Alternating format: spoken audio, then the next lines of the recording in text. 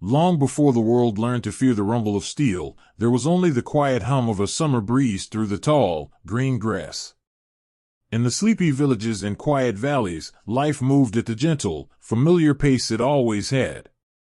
The rhythm of the days was measured not by the roar of engines, but by the chiming of the church bells and the slow, steady turning of the seasons. In these towns, nestled between dark, ancient forests and wide, rolling rivers, young boys grew up with the smell of damp earth, fresh hay, and the warm breath of the plow horses they guided through the fields. Their hands were accustomed to the rough texture of wood, the splintered handles of farm tools, and the soft flour of the bakeries where they apprenticed. They were sons of a quiet world, a world that felt infinitely vast, yet safely enclosed within the borders of their own small horizons. But a new breeze was beginning to stir, carrying with it the faint, intoxicating scent of progress. It was a time when the world was changing, leaning forward into a modern age. For the young men coming of age in these peaceful towns, the allure of the new was a quiet magic. They read magazines filled with photographs of sleek automobiles, airplanes that danced in the clouds, and marvels of engineering that promised to shrink the world. The age of the horse and the carriage was fading into the twilight, and in its place came the gleaming, undeniable promise of the machine. When the call came for young men to join the newly formed armored divisions, it did not sound to them like a call to war. It sounded like an invitation to the future. To a farm boy who had spent his youth walking behind a slow-moving plow, or a watchmaker's apprentice tired of staring at tiny gears through a magnifying glass, the prospect of taming a massive engine of steel was a dream of profound adventure. They were drawn not by a desire to conquer, but by the quiet pride of being part of something modern, something extraordinary. They were told they would be the new cavalry, riding not on flesh and bone, but on tracks of iron, driven by the heartbeat of a powerful engine. And so, the quiet departures began. In hundreds of warm, softly lit kitchens across the countryside, suitcases were carefully packed. It is in these small, private moments that the true weight of history is often felt. Picture a mother, standing in the early morning light, her hands moving with practiced care as she wraps a loaf of dark bread and a wedge of cheese in brown paper, tucking it into her son's bag. She smooths the fabric of his spare shirts, her fingers lingering on the cotton, quietly weaving her love and her unspoken worries into the folds. She does not speak of the future, she only tells him to eat well, to keep his feet dry, and to write whenever he can. A father stands by the doorway, holding a worn cap in his withered hands. When the time comes to say goodbye, words are often too fragile, too clumsy to carry the weight of a father's heart. Instead, there is a heavy, warm hand placed firmly on a young shoulder. A nod. A tight embrace that speaks volumes of pride and a quiet, hidden fear of the unknown. The young men, with their faces smooth and their eyes bright with innocent anticipation, promise to make them proud. They step out into the morning mist, the gravel crunching beneath their boots, turning back just once to see the silhouette of their parents framed in the doorway, a picture they will carry in their minds for the rest of their lives. The train stations were cathedrals of steam and echoing voices. Sunbeams cut through the dusty air, illuminating the swirling clouds of white vapor as the heavy locomotives hissed and sighed. The platforms were crowded with young men in woolen suits and flat caps, carrying cardboard valises and leather satchels. There was a gentle, nervous energy in the air. As the trains pulled away, the boys leaned out of the lowered windows, waving until their mothers and fathers were nothing but tiny specks in the distance, swallowed by the morning fog. Then, they settled back into the wooden benches, the rhythmic swaying of the train lulling them into a quiet reverie as the familiar fields and forests of their childhood rolled past the glass, fading into the past. Arrival at the barracks brought a sudden, startling shift from the warmth of home to the precise, echoing geometry of military life. They were led into vast storerooms that smelled deeply of camphor, leather, and heavily dyed wool. Here, they shed their civilian clothes, the corduroy trousers and the homespun shirts, and stepped into their new lives. The uniforms they were given were entirely different from the standard field gray of the infantry. They were issued short, double-breasted jackets of deep, obsidian black. It was a practical choice, designed to hide the inevitable grease and oil of the machines, but to the young men, it felt terribly elegant. Around the lapels ran a thin piping of pale rose pink. It was a soft, delicate color, a stark contrast to the dark wool, meant to symbolize the traditional colors of the armored troops. Standing before the mirror in the barracks washroom, adjusting his tunic and feeling the unyielding stiffness of his new boots, many a young man hardly recognized the soldier staring back at him. He felt an innocent surge of pride, a quiet thrill at the man he was becoming. But the true center of their new world was not the uniform, it was the machine itself. Walking into the vast, cavernous motor pools for the first time, the men were struck by a profound, hushed reverence. There, resting in the cool shadows, were the machines. They were not yet the mud-spattered, battle-scarred behemoths of later years. In these quiet days of peace, they were pristine. Their metal hulls were painted in neat, dark shades, their tracks freshly oiled, smelling sharply of petrol, hot metal, and grease. To approach one was to approach a sleeping giant. A tank is an imposing thing from the outside, a heavy shell of iron and steel, but to the men who learned to crew them, they became something intimately familiar, something almost alive.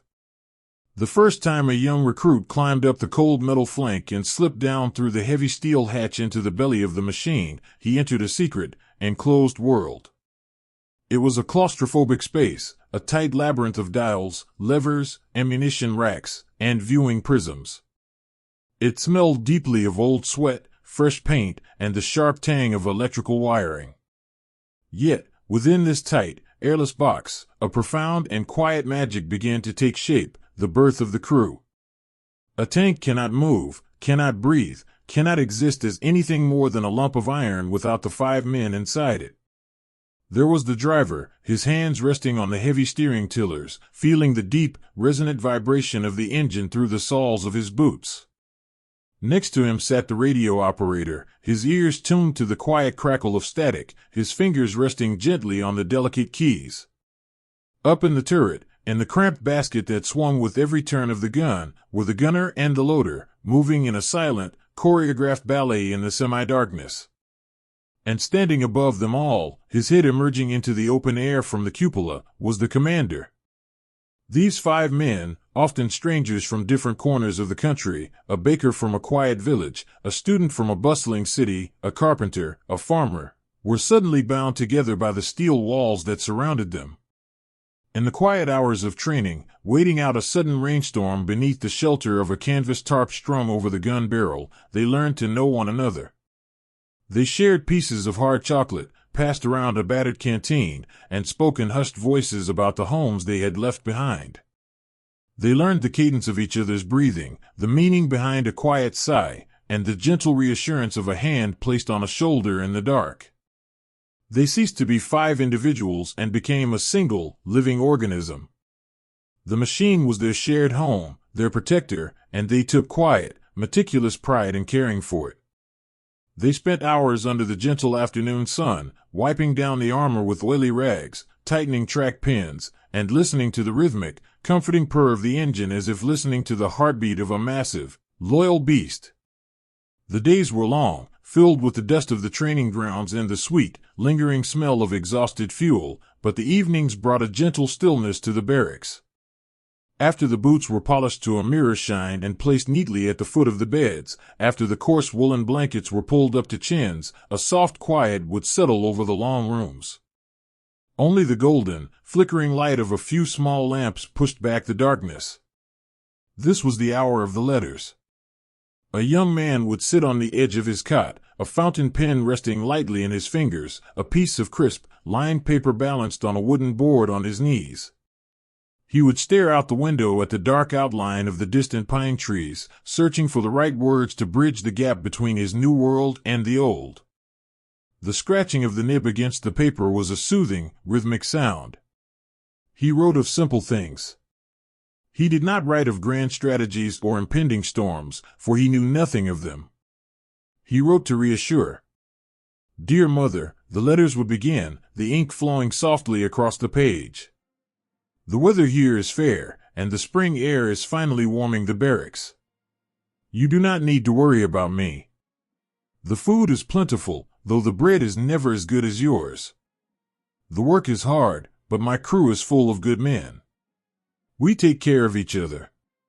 The machine we drive is a marvel, Mother, you would not believe the strength of it. But it is safe, and we are well. Please tell Father I am keeping my boots dry, just as he said. He would fold the letter carefully, sliding it into an envelope, a tiny piece of his heart packaged and prepared for the journey home. He would place it on the small wooden nightstand, click off the lamp, and lie back against the pillow. In the quiet darkness, listening to the soft breathing of the friends sleeping in the beds around him, he felt a deep, peaceful contentment. Outside, beyond the barracks windows, the stars wheeled silently over the training fields. The great steel machines slumbered in their rows, their dark silhouettes blending into the night, cool and quiet beneath the moonlight. The world was still. The grass swayed gently in the evening breeze.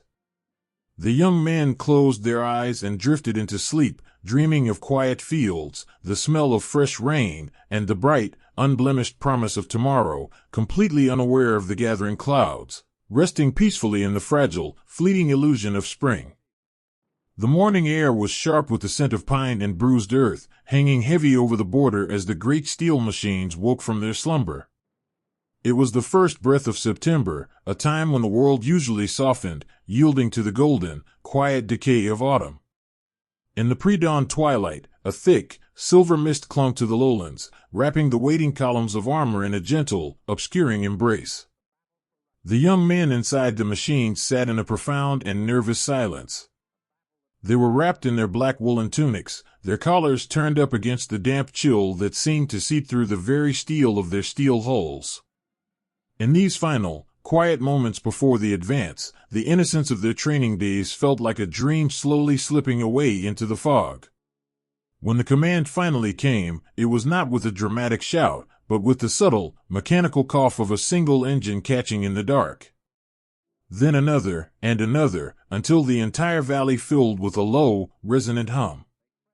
It was a sound that vibrated through the soles of their boots and settled deep within their chests.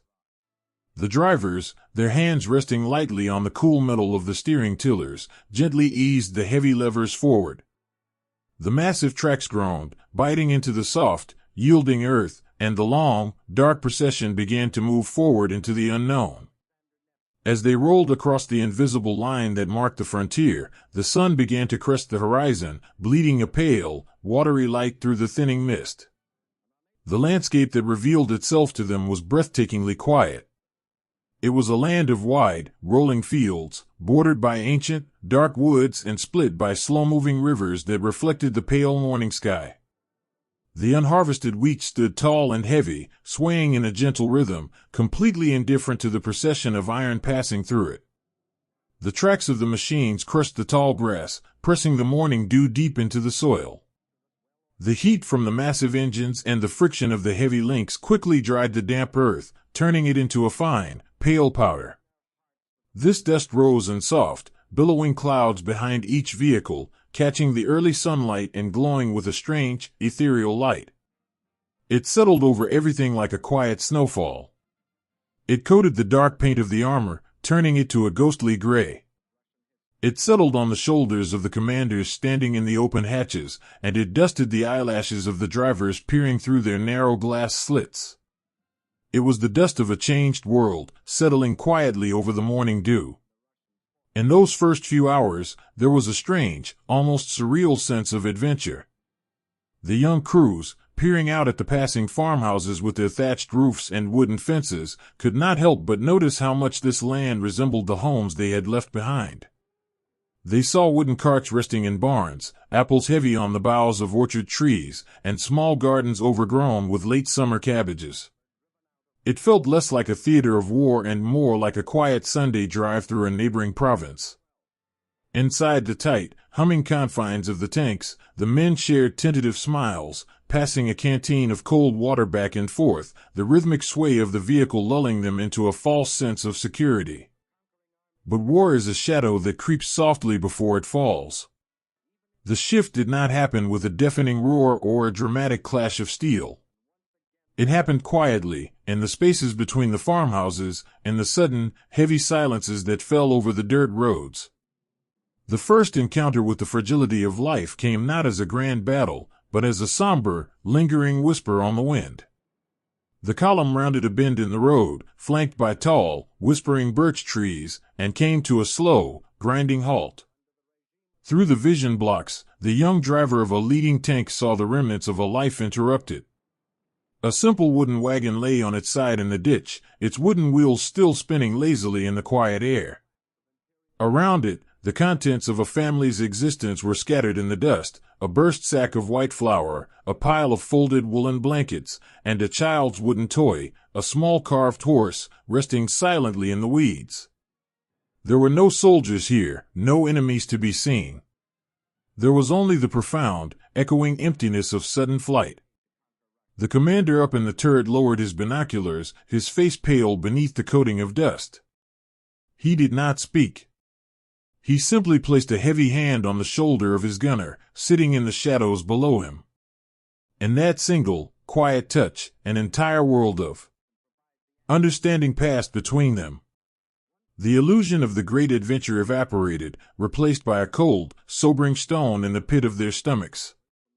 They realized, with a quiet heartbreak, that the tracks of their mighty machines were leaving scars not just on the earth, but on the lives of people who were simply trying to gather their harvest and sleep in peace. As the day wore on, the sun climbed higher, casting short, harsh shadows across the dusty roads. The initial excitement of the morning had completely burned away, leaving behind a deep, quiet weariness. Inside the metal hulls, the temperature rose, the air growing thick with the smell of hot oil, electrical ozone, and the nervous sweat of the men. The once comforting hum of the engine now felt like a relentless, demanding presence. They began to look at each other differently in the dim light of the turret. The radio operator, a boy who had been a watchmaker's apprentice just months ago, sat with his headphones pressed tightly to his ears. He listened to the quiet hiss of static, occasionally interrupted by a distant, clipped voice, and he realized how utterly isolated they were within this box of steel. The armor that surrounded them, inches thick and seemingly invincible, suddenly felt terribly thin. They were acutely aware of their own soft, fragile humanity, encased in a hard, unforgiving shell. They found themselves performing small, gentle acts of kindness to anchor themselves against the rising tide of unease. The loader, noticing the driver's hands trembling ever so slightly on the steering tillers, quietly reached forward and rested a hand on his shoulder, offering a silent nod of reassurance. When they paused to check the engine tracks, no one spoke louder than a murmur. They moved with a careful, deliberate slowness, passing a greasy rag between them to wipe the dust from their faces, their eyes meeting in a shared, unspoken vulnerability. The brotherhood that had been forged in the sunny, peaceful training grounds was now being tempered in the quiet fires of reality. When evening finally began to fall, the shadows stretched long and cool across the Polish plains. The order came to halt for the night, and the columns pulled off the dirt roads into a quiet grove of trees. One by one, the massive engines were cut. The sudden silence was deafening. It rushed in to fill the space left by the roaring motors, heavy and immense. The only sounds were the ticking of the hot exhaust pipes as they cooled in the evening air, and the gentle rustle of leaves in the canopy above. The men climbed out of their hatches slowly, their limbs stiff, their black uniforms completely disguised by the pale dust of the road. They moved like sleepwalkers, their faces etched with a profound, quiet exhaustion that had nothing to do with physical labor. They gathered dry branches and lit small, concealed fires, the tiny flames casting flickering, golden light against the steel flanks of their machines. They sat in tight, quiet circles, warming tins of stew over the embers. No one boasted. No one spoke of glory or the miles they had covered. They spoke in hushed voices about the weight of the air, the coldness of the evening dew returning to the grass, and the strange, haunting sight of the overturned wagon.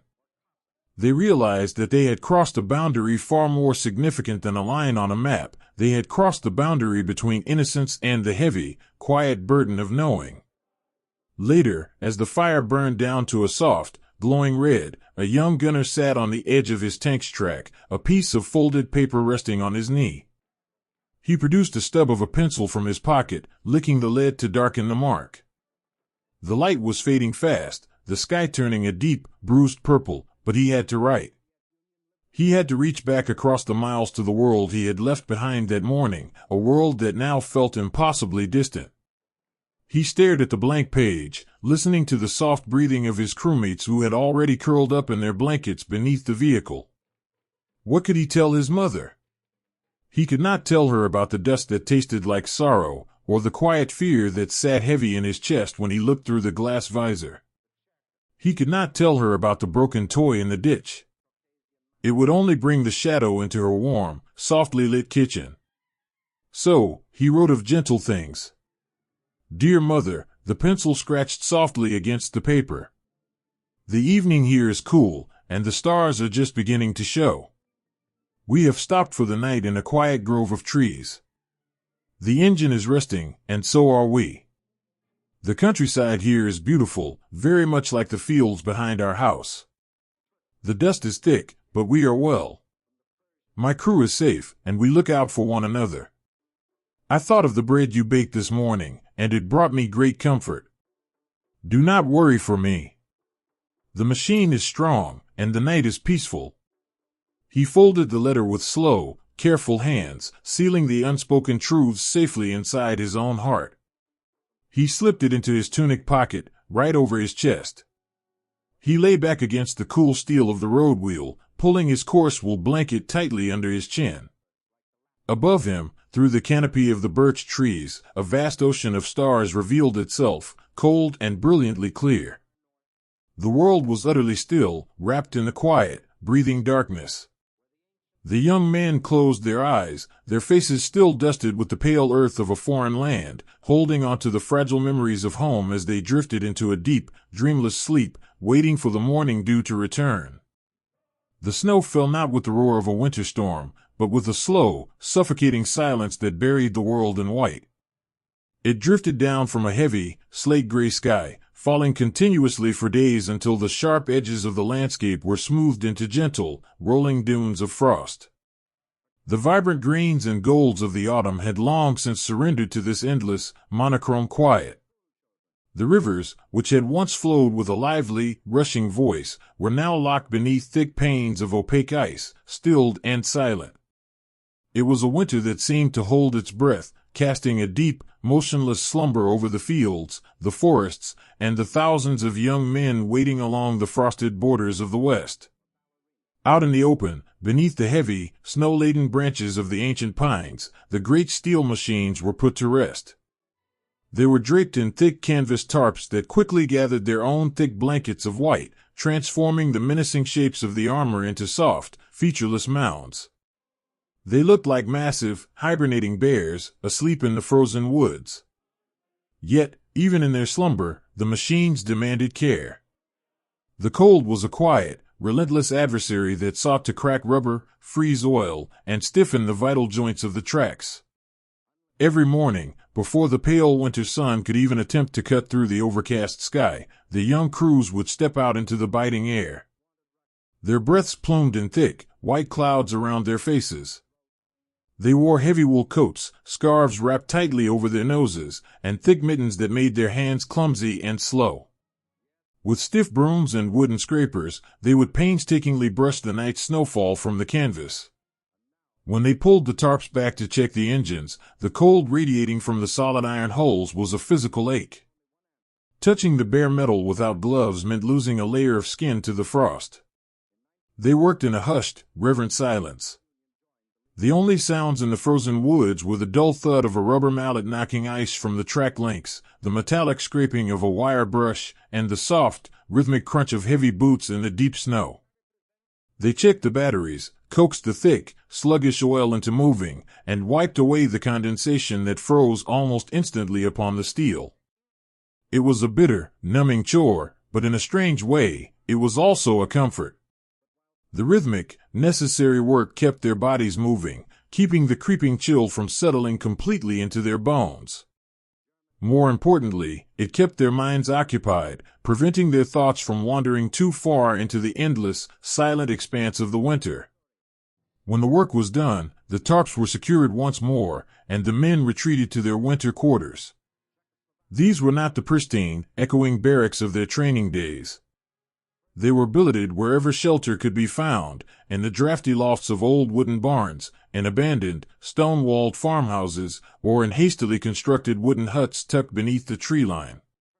Inside these makeshift homes, the entire universe shrank to the glowing, orange belly of a single, cast-iron stove. It was the heart of their existence. The men would gather around it in a tight, protective circle, pulling up wooden crates and overturned buckets to use as stools. They would hold their red, chapped hands out toward the heated iron, their fingers slowly uncurling as the painful, tingling warmth returned to their skin. The air inside the room was thick and heavy, carrying the deeply familiar, pungent sense of damp wool drying in the heat, the sharp tang of boot grease, the bitter aroma of chicory coffee boiling in a tin pot, and the sweet, earthy smoke of cheap pipe tobacco. It was here, in the dim, smoky warmth of these crowded rooms, that the true weight of the waiting settled upon them. This was a time of suspended animation. The adrenaline of the autumn advance had completely evaporated, replaced by an eerie, restless silence. They were suspended between the memory of a peaceful past and the looming shadow of an uncertain future. They all knew that beneath the snow, the earth was waiting. They knew that when the ice finally began to melt, when the mud dried and the fields turned green once more, the great machines would be awakened, and the storm they had been promised would finally break upon the west. But for now, the winter held them captive. In this prolonged stillness, homesickness became a quiet, aching companion. It was not a sharp, sudden pain, but a dull, persistent heaviness in the chest. It was the phantom smell of roasting chestnuts that seemed to drift out of nowhere. It was the sudden, heartbreaking memory of how the sunlight used to slant through the kitchen window at home on a Sunday morning. It was the vivid recollection of the precise chime of the grandfather clock in the hallway, ticking away the peaceful hours of a life that felt like it belonged to someone else. To combat the creeping isolation, the men clung to the small, fragile threads of human connection. The arrival of the mail was a sacred, almost holy event. When the canvas sack, dusted with fresh snow, was carried through the heavy wooden door, a profound hush would fall over the room. Names were called out in the dim light. To receive a letter, or better yet, a small, battered parcel wrapped in brown paper and twine, was to receive a tiny, physical piece of home. Imagine a young driver, sitting cross-legged on his cot, carefully untying the string of a small package. Inside, nestled in crushed newspaper, he finds a pair of thick, gray woolen socks, knitted by his grandmother's hands. The stitches are slightly uneven, bearing the beautiful, imperfect mark of her failing eyesight. He lifts them to his face, breathing in the faint, lingering scent of lavender soap and the familiar dust of her parlor. He does not put them on immediately. Instead, he folds them carefully and places them beneath his pillow, a talisman to ward off the cold and the dark. Another soldier opens a small tin box to find an assortment of hard candies and a few slightly stale gingerbread cookies. He does not hoard them. Without a word, he passes the tin around the stove. His crewmates, the commander, the gunner, the radio operator, the loader, each take a single, small piece. They let the sweetness dissolve slowly on their tongues, savoring the taste of cinnamon and sugar, sharing a silent, communal memory of childhood holidays and warm kitchens. In these quiet acts of sharing, the 5 men of the tank crew ceased to be simply soldiers. They became a family of circumstance, bound together by the shared cold, the shared waiting, and the shared longing for the people they loved. As the afternoon sun dipped below the horizon, painting the snowfields in shades of deep violet and bruised purple, the long, quiet evening began. A single oil lamp would be lit, casting a warm, golden pool of light across the center of a scarred wooden table. The rest of the room faded into soft, wavering shadows. The wind would begin to pick up outside, whistling a mournful, solitary tune through the cracks in the wooden walls, rattling the loose window panes. This was the hour for letters. A young man would pull a piece of paper from his rucksack, smoothing it out on the uneven surface of the table. He would dip his pen into a small bottle of ink that had to be kept near the stove to prevent it from freezing solid. The scratch of the metal nib against the paper was a rhythmic, soothing sound, blending with the gentle pop and hiss of the burning wood. He wrote with a slow, deliberate care, watching the words form in the flickering light. He did not write of the creeping frostbite in his toes, or the deep, rattling cough of the man sleeping in the cot next to him. He did not write of the quiet dread that sometimes gripped his heart when he looked out across the frozen, empty fields toward the west. He was the protector of his family's peace, and his letters were shields woven from gentle words. My dearest family, the ink would flow softly across the page. The snow continues to fall here, wrapping the world in a beautiful, quiet blanket. It is cold, yes, but you must not worry about me. We have a good, strong stove in our quarters, and there is always enough wood to keep the fire burning. The parcel arrived yesterday, and the cookies were wonderful. I shared them with my crew. They are good men, Mother. We spend our evenings reading, playing cards, and talking about the things we will do when we return. The tank is safe beneath the snow, resting quietly. I think of you all so very often. I keep the photograph of you and Father in my pocket, and it warms me more than any fire. Stay safe, and keep the house warm. He would sign his name, the letters looping and familiar, a comforting shape for the eyes that would eventually read it. He would fold the paper, slipping it into an envelope, sealing it with a quiet sigh. As the hours deepened toward midnight, the lamp would be extinguished, leaving only the dull, red glow of the dying embers in the stove. The cold would immediately begin to creep back into the room, tracing icy fingers along the floorboards and slipping beneath the heavy woolen blankets. The men would curl into tight balls on their narrow cots, pulling their coats over their heads to trap their own breath for warmth. In the darkness, the only sound was the breathing of the men and the relentless, haunting howl of the winter wind outside. The ticking of a pocket watch on a bedside crate sounded impossibly loud, a mechanical heartbeat measuring the slow passage of a frozen world. Outside, in the freezing dark, the great iron machines slept beneath their snowy shrouds, silent and cold. The young men closed their eyes, their bodies shivering slightly in the damp air. They surrendered to the exhaustion of the day, letting their minds drift away from the drafty room, away from the frozen woods, and away from the terrifying, unknown storm that waited for them in the spring.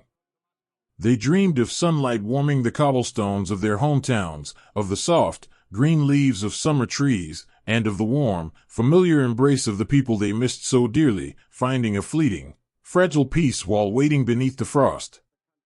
Spring arrived not with a quiet whisper, but beneath the deep, vibrating hum of engines rolling through a sea of apple blossoms. After the endless, suffocating white of the winter, the world had suddenly burst into a terrifyingly beautiful canvas of life. The western forests, ancient and deep, were awake with the vibrant, tender green of new leaves. Wildflowers spilled across the rolling hills in chaotic splashes of yellow and violet, and the air was thick with the sweet, intoxicating scent of damp earth and blooming orchards. It was a landscape meant for lovers' picnics and lazy Sunday strolls, a place where time usually moved at the gentle pace of a meandering river. But into this serene painting came the great steel machines. They moved in long, serpentine columns along the narrow dirt roads, their heavy tracks churning the soft spring mud, their dark, geometric silhouettes cutting a sharp contrast against the soft curves of the countryside. It was a deeply surreal juxtaposition. The roaring of the massive engines, the sharp scent of exhausted diesel, and the metallic clatter of the iron links felt completely alien beneath the delicate, dappled shade of the forest canopy. To the young men riding within and atop these machines, the world outside their vision blocks felt like an elaborate, beautiful illusion. They were advancing faster than anyone had ever thought possible, pushing deeper into a foreign land with a relentless, driving rhythm. But this speed carried a heavy and visible cost. As the days blurred seamlessly into nights, and the nights faded back into pale, golden dawns, a profound and crushing exhaustion settled over the crews. Inside the tight, claustrophobic belly of the tank, the air grew incredibly stale. The heat of the engine permeated the steel bulkheads, turning the cramped space into a sweltering, restless oven. The driver, sitting low in the hull, felt the vibration of the road not just in his hands, but deep within the marrow of his bones. His eyes, rimmed with dark, heavy circles, stared unblinking through the narrow glass slit. After 3 days with only fleeting moments of sleep, the swaying of the machine became hypnotic. The shadows of the trees dancing across the road began to look like running figures. The endless ribbon of dirt stretching before him felt like a dream from which he could not wake. To keep him from drifting into a dangerous slumber, the radio operator beside him would occasionally reach out, resting a hand on his shoulder, offering a gentle squeeze. They would pass a dented canteen back and forth in the semi-darkness, the water inside tepid and tasting faintly of tin, but it was a shared lifeline. Up in the turret, the commander stood with his head out of the hatch, the wind whipping his hair, his eyes scanning the horizon. But even his face was coated in a thick mask of pale dust, giving him the appearance of a tired, hollow-eyed ghost haunting the springtime woods. They felt detached from the beauty passing by them. They were prisoners of their own momentum, trapped in a relentless forward march that stripped away their sense of time. They moved through the landscape, but they were not part of it. They were observers in a gallery of the surreal. Occasionally, the columns would roll out from the deep woods and into the heart of small, sleepy villages. These towns seemed completely untouched by the rumblings of the world. There were places of worn cobblestones, ancient stone wells, and climbing ivy that clung to the walls of timber-framed houses. When the vanguard of the armored column rattled down the main street, the sudden noise was deafening, shaking the dust from the slate roofs and rattling the glass in the windows. The encounters in these towns were brief, silent, and hauntingly strange. As the tanks ground to a temporary halt to allow a bottleneck to clear, the young soldiers would look down from their high perches. Wooden shutters would slowly creak open. An elderly man with a weathered face and a flat cap would step out of a doorway, leaning heavily on a wooden cane, staring up at the monolithic steel beasts with a mixture of quiet bewilderment and deep sorrow. A woman carrying a basket of laundry would freeze on the sidewalk, her eyes wide, capturing the gaze of a young loader who had popped his head out of the hatch for a breath of fresh air. In these fleeting seconds, there was no grand clash of nations. There were no anthems, no speeches, no towering ideologies. There were only tired human beings looking at one another across an impossible divide. The young German boy, his face blackened by engine grease, missing the soft bed of his childhood home, looking into the eyes of a French mother, who was quietly praying for the safety of her own sons. They were strangers, separated by a profound gulf of circumstance, yet in the shared quiet of that brief pause, they recognized the mutual tragedy of the moment. The soldier would often offer a small, hesitant nod. The woman might simply lower her eyes, clutching her basket tighter against her chest. And then, the engine would roar back to life, the gears would grind, and the ghosts in the black uniforms would roll away, leaving the village to settle back into its terrified silence. During one such pause, near a small stone fountain in a town square, a young driver climbed out of his hatch, his legs trembling from the sheer effort of standing. He walked slowly to the edge of the fountain, peeling the heavy leather gloves from his aching hands. The water was crystal clear, bubbling up from the ancient stone. He cupped his hands, plunging them into the freezing water, and brought it to his face. It was the sweetest, purest thing he had ever felt. He washed the dust from his eyes, the cold water startling him out of his exhausted trance. As he wiped his face with the back of his sleeve, he noticed a small child, a little girl in a faded yellow dress, standing half-hidden behind a wooden cart, watching him intently. She was holding a single, slightly bruised apple. The young soldier stopped. He did not move toward her, not wanting to frighten her. He simply stood there, a towering figure in a dusty black uniform, entirely at the mercy of his own weariness. Slowly, timidly, the little girl stepped forward and set the apple on the edge of the stone fountain. Then she turned and ran back to the safety of an open doorway. The young man picked up the apple. It was a tiny, fragile act of grace in a world that had suddenly gone mad. He held it in his hands as if it were made of glass, a profound lump forming in his throat. When evening finally fell, bringing a merciful end to the day's march, the columns would pull off the roads and hide themselves deep within the orchards and groves. The moment the engines were finally cut, the sudden, sweeping silence was almost dizzying. It rushed back into their ears, followed slowly by the gentle, returning sounds of the natural world, the chirping of crickets, the rustle of leaves in the evening breeze, and the soft, morning song of a distant owl. The men would slide down from the armored hulls, their bodies heavy and aching. They moved with the slow, deliberate care of the elderly. There was no energy for setting up elaborate camps or cooking hot meals. They simply collapsed onto the soft, fragrant grass beneath the trees, pulling their coats over them, grateful for the stillness of the earth. In these quiet, twilight hours, before sleep completely claimed them, the lingering scent of the apple blossoms brought a deep, aching wave of homesickness. A young radio operator, leaning against the cool steel road wheel of his tank, pulled a small, battered notebook from his pocket. The light was failing fast, painting the sky in soft strokes of lilac and rose. He rested the notebook on his knee, his pencil moving slowly, capturing the surreal nature of his journey. "My dearest mother," he wrote, his handwriting shaky from the vibration of the road. "I do not know where we are tonight. The map says we are far from home, but the trees here look just like the ones in our garden. We have been driving for days. I am so tired, mother. My eyes burn, and my hands feel as though they belong to someone else. It is entirely strange. We drive these heavy, terrible machines through fields of flowers that are so beautiful they make my heart ache. Today we passed through a village that was so quiet, so perfect, it felt as though we had driven into a painting. The people looked at us as if we were phantoms. Perhaps we are. We belong to the dust and the engine oil, and we are haunting this beautiful spring.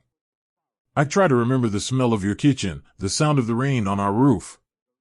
It is the only thing that keeps me tethered to the earth.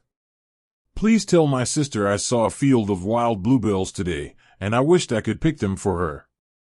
He closed the notebook, too exhausted to finish. He slipped it back into his tunic, resting his head against the solid iron of the tank. The metal, which had been burning hot during the day, was now cool and soothing against his cheek. Around him, his crewmates were already asleep, their breathing shallow and slow, entirely surrendered to their fatigue. They lay huddled together beneath the massive gun barrel, tiny, fragile figures sheltered by the instrument of their own exile. The breeze picked up, shaking a shower of pale white petals from the branches above. The petals drifted down silently, coming to rest on the dark uniforms, on the sleeping faces, and on the quiet, cooling steel of the machines. The world breathed out a gentle, floral sigh. The young men slept the deep, dreamless sleep of the utterly exhausted, cradled in the soft, beautiful illusion of the springtime woods, unaware of how far they still had to go. The air here did not breathe, it shimmered, heavy and golden, pressing down upon the ancient, sun-bleached stones. The gentle, green embrace of the western forests and the soft, rolling fields of their childhood were now distant, fading memories. The long journey had carried them far to the south, deep into the rugged, unyielding heart of the Balkans. It was a world that felt as though it had been carved from bone and blinding light, a landscape of staggering, harsh beauty that stood entirely indifferent to the men and machines passing through it. Here, the roads were not gentle paths carved through yielding earth. They were narrow, treacherous ribbons of chalky white dust and loose gravel that clung desperately to the edges of towering ravines. They were paths meant for the sure-footed steps of mountain goats and the slow, rhythmic plodding of mules, not for the heavy, churning tracks of iron behemoths. As the great machines ground their way up the steep mountain passes, the engines roared in a constant, desperate battle against gravity. The sound echoed off the sheer rock faces, a deafening, mechanical thunder that shattered the ancient silence of the crags. But inside the tight, enclosed holes, the men did not hear the thunder. They were entirely consumed by a silent, agonizing struggle against the relentless, suffocating heat. The sun beat down from a sky of painful, cloudless blue, striking the dark armor plating and turning the tanks into slow-moving ovens. Inside, the air was thick and stagnant, a heavy soup that tasted of hot grease, electrical wires, and the salty sting of their own exhaustion. The heat was a physical weight, pressing against their chests, making every breath a conscious, difficult effort. Their black uniforms, once a symbol of neat, youthful pride, were now stiff with dried sweat, stained with map lines of white salt and coated in a fine, pervasive layer of pale mountain dust. They worked in a heavy, dazed trance. Down in the driver's seat, the world was a narrow slit of glaring light and swirling dust. The young driver gripped the heavy steering tillers with white-knuckled hands, the leather of his gloves slick with sweat. His arms ached with a deep, burning fire. Every turn, every subtle shift of the tracks required an immense physical effort. He knew, with a quiet, terrifying certainty, that a single mistake, a momentary lapse of focus, a patch of loose gravel slipping beneath the treads, would send the massive machine tumbling into the fathomless abyss below. To keep the fear at bay, to keep his hand steady, the radio operator sitting beside him performed small, silent acts of grace. He would take a greasy, dust-caked rag and gently lean over, carefully wiping the stinging sweat from the driver's eyes. He would unscrew the cap of his canteen, the metal warm to the touch, and press it gently into the driver's hand. The water inside was hot, tasting of tin and old canvas, but as it washed the dust from their parched throats, it felt like salvation. They did not speak. The deafening noise of the engine made words impossible anyway, but they did not need them. A shared glance, a slow blink of exhausted eyes, a heavy hand resting on a trembling shoulder, these were the quiet languages of a profound and desperate brotherhood, forged in the belly of a sweltering iron box. Through the open hatches above, the commanders and loaders looked out upon an alien world. The sheer scale of the mountains made them feel impossibly small. Towering peaks, gray and jagged, scraped against the heavens. Along the rocky slopes, ancient olive trees with trunks twisted by centuries of wind stood as silent, silver-leafed witnesses to their passing. As the heavy tracks crushed the sparse vegetation along the roadside, the air filled with the fierce, spicy scent of wild thyme, rosemary, and sage. It was a strange, sweet perfume that mingled awkwardly with the harsh, chemical scent of exhausted diesel, creating a sensory memory that would haunt their dreams for years to come. They felt a deep, profound sense of isolation here. In the softer lands to the north, the farmhouses and villages had carried a faint echo of home. But here, the small, whitewashed houses with their terracotta roofs, clinging stubbornly to the cliffsides, belonged to an entirely different epoch. The men felt like intruders wandering through the pages of a sun-drenched, ancient myth, drifting further and further from the lives they had once known. When the column finally halted for the afternoon, seeking refuge in the deep, narrow shade of a high canyon wall, the relief was palpable. As the engines were cut, one by one, the vast, echoing silence of the mountains rushed back in, swallowing the metallic roar. The men climbed down from their machines with the slow, trembling movements of the elderly. Their legs, numb from hours of vibration, could barely support their weight. They sought out the smallest crevices of shadow beneath the jagged boulders. They collapsed onto the warm, dusty earth, stripping off their heavy jackets, letting the air touch their damp shirts. There was a quiet, shared resilience in these moments of rest. A gunner, his face pale beneath the grime, carefully unwrapped a small, crushed square of hard chocolate that he had been saving for days. He broke it into 5 equal pieces, his hands shaking slightly, and passed them out to his crew. They let the sweet, waxy chocolate melt slowly on their tongues, savoring the small comfort as they sat leaning against the warm steel of the road wheels, watching a lone hawk circle lazily in the updrafts far above. In the mountains, the evening does not fall gently, it arrives with a sudden, breathtaking swiftness. The moment the sun dipped behind the highest craggy peaks, the valleys were instantly plunged into a deep, cool shadow. The blistering heat of the day evaporated as if by magic, replaced by a crisp, sharp chill that descended from the high altitudes. The relief was immediate and profound. The air felt thin and pure, cleansing the lungs of the day's dust. All around them, the metal hulls of the tanks began to click and pop softly as they cooled, a gentle, rhythmic lullaby that signaled the end of the day's trial. As the twilight deepened, painting the sky in violent, beautiful shades of bruised purple and burning orange, the camp settled into a quiet stillness. A young commander sat alone on the edge of his turret, his legs dangling over the side. In his lap rested a battered leather journal and a fountain pen. He used a small, shielded flashlight to see the page, the beam casting a tiny, golden circle of light in the growing dark. He rested his head against his hand, searching for the right words to describe the indescribable to the people sitting by a warm hearth thousands of miles away. The nib of his pen scratched softly against the thick paper. "My dearest family," he wrote, his handwriting small and careful. "We are moving through a land of stone and brilliant light. The sun here is a fierce thing, stronger than anything we have ever known, and the rocks reflect it until your eyes ache. It is a beautiful place, but it is a hard beauty, very old and completely silent. The air smells of dry, wild herbs and hot dust. We are all so very tired. The driving is treacherous on these steep, winding paths, and the heat inside the machine is a heavy burden. But you must not worry. The men are strong, and we look after one another. We share our water, we watch the road, and we make sure no one falls asleep. As I write this to you, the air is finally cooling, and the sky is turning a deep, deep blue. I look at these ancient peaks towering above us, and I feel very small, like a speck of dust on the wind. I find myself longing for the gentle shade of the oak tree in our yard, and the soft, steady sound of the rain on our roof. I carry the memory of our home like a shield against the sun.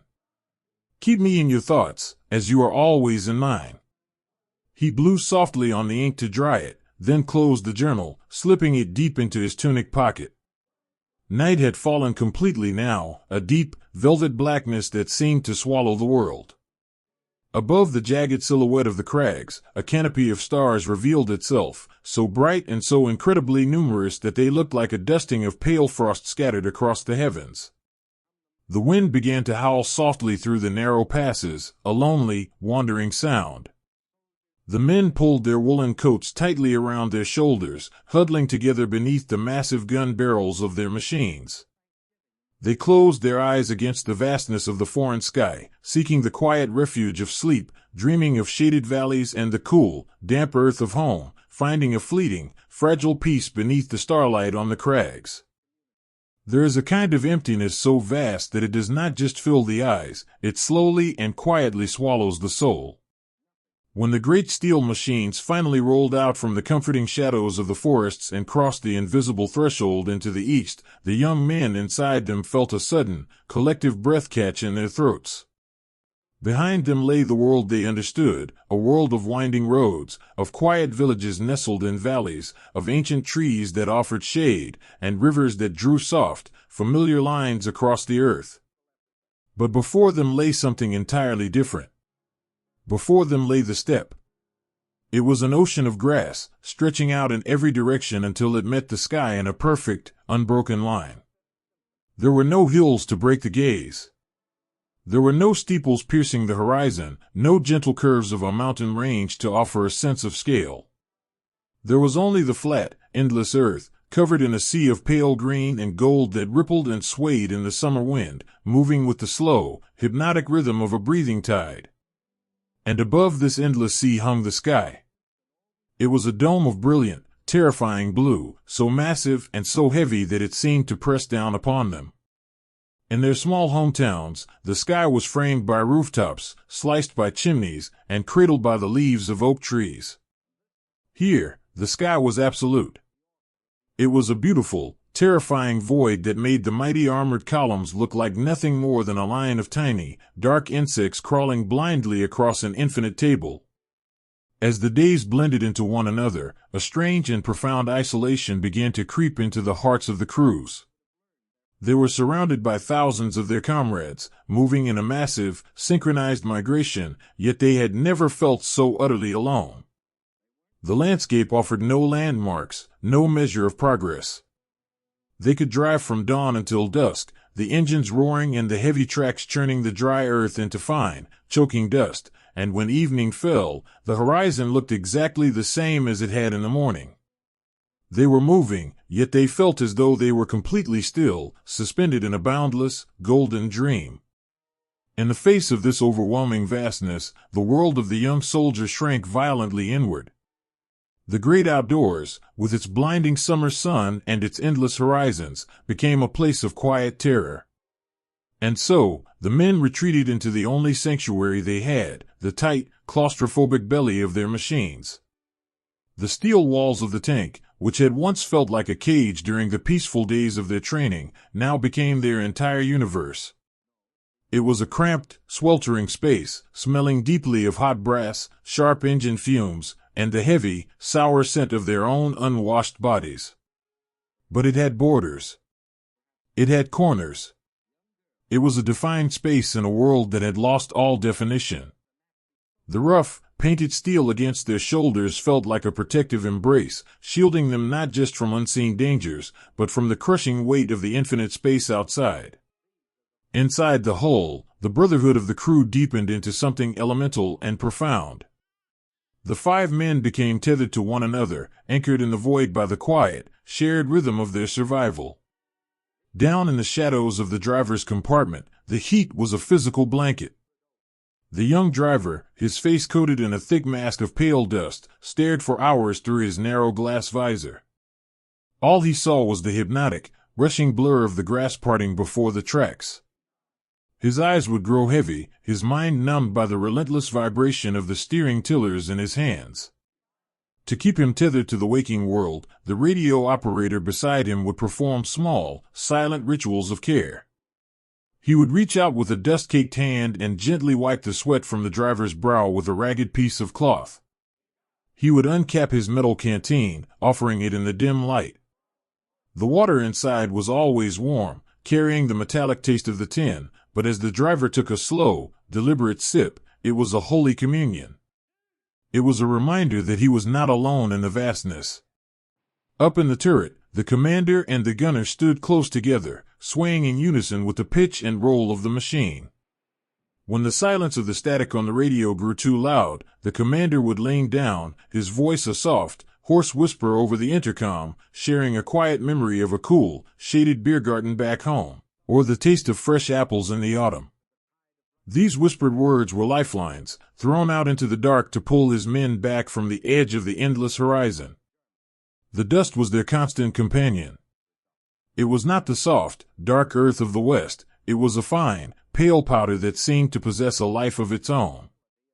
It rose in massive, billowing clouds behind the columns, hanging in the stagnant summer air like a ghostly fog. It settled over everything. It turned their black uniforms to a pale, ghostly gray. It gathered in the creases of their faces, making young boys look like weary, ancient statues. It tasted of dry earth and sorrow, a constant, gritty reminder of the strange, alien world that was slowly swallowing them whole. When the sun finally began its slow, agonizing descent, the true scale of the step revealed itself. Sunset on the endless horizon was not a fleeting moment, it was a prolonged, breathtaking symphony of light. The sky would burn in bruised shades of violet, crimson, and spun gold, casting long, mournful shadows across the sea of grass. The heat of the day would slowly loosen its grip, replaced by a cool, whispering breeze that rustled the dry stalks, sounding like the soft applause of invisible hands. The order to halt for the night was always met with a profound, collective sigh. As the massive engines were cut, one by one, the silence that rushed in was completely deafening. It was a silence so pure and so deep that it made their ears ring. The men would climb slowly from their hatches, their limbs stiff, their bodies aching with a deep, vibrating exhaustion. They did not speak loudly.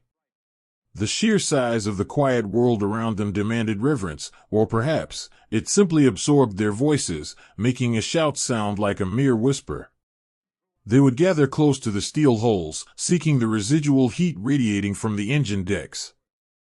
They ate their meager rations from tin cans, the scrape of their spoons echoing softly in the twilight. There was no fire to gather around. Out here, in the endless sea of dry grass, a spark was a dangerous thing. So, they sat in the gathering dusk, passing a single, precious cigarette among the five of them, the tiny cherry of glowing red acting as their only hearth. In this quiet hour, the homesickness was a physical ache. It was not a sharp pain, but a deep, hollow longing for boundaries.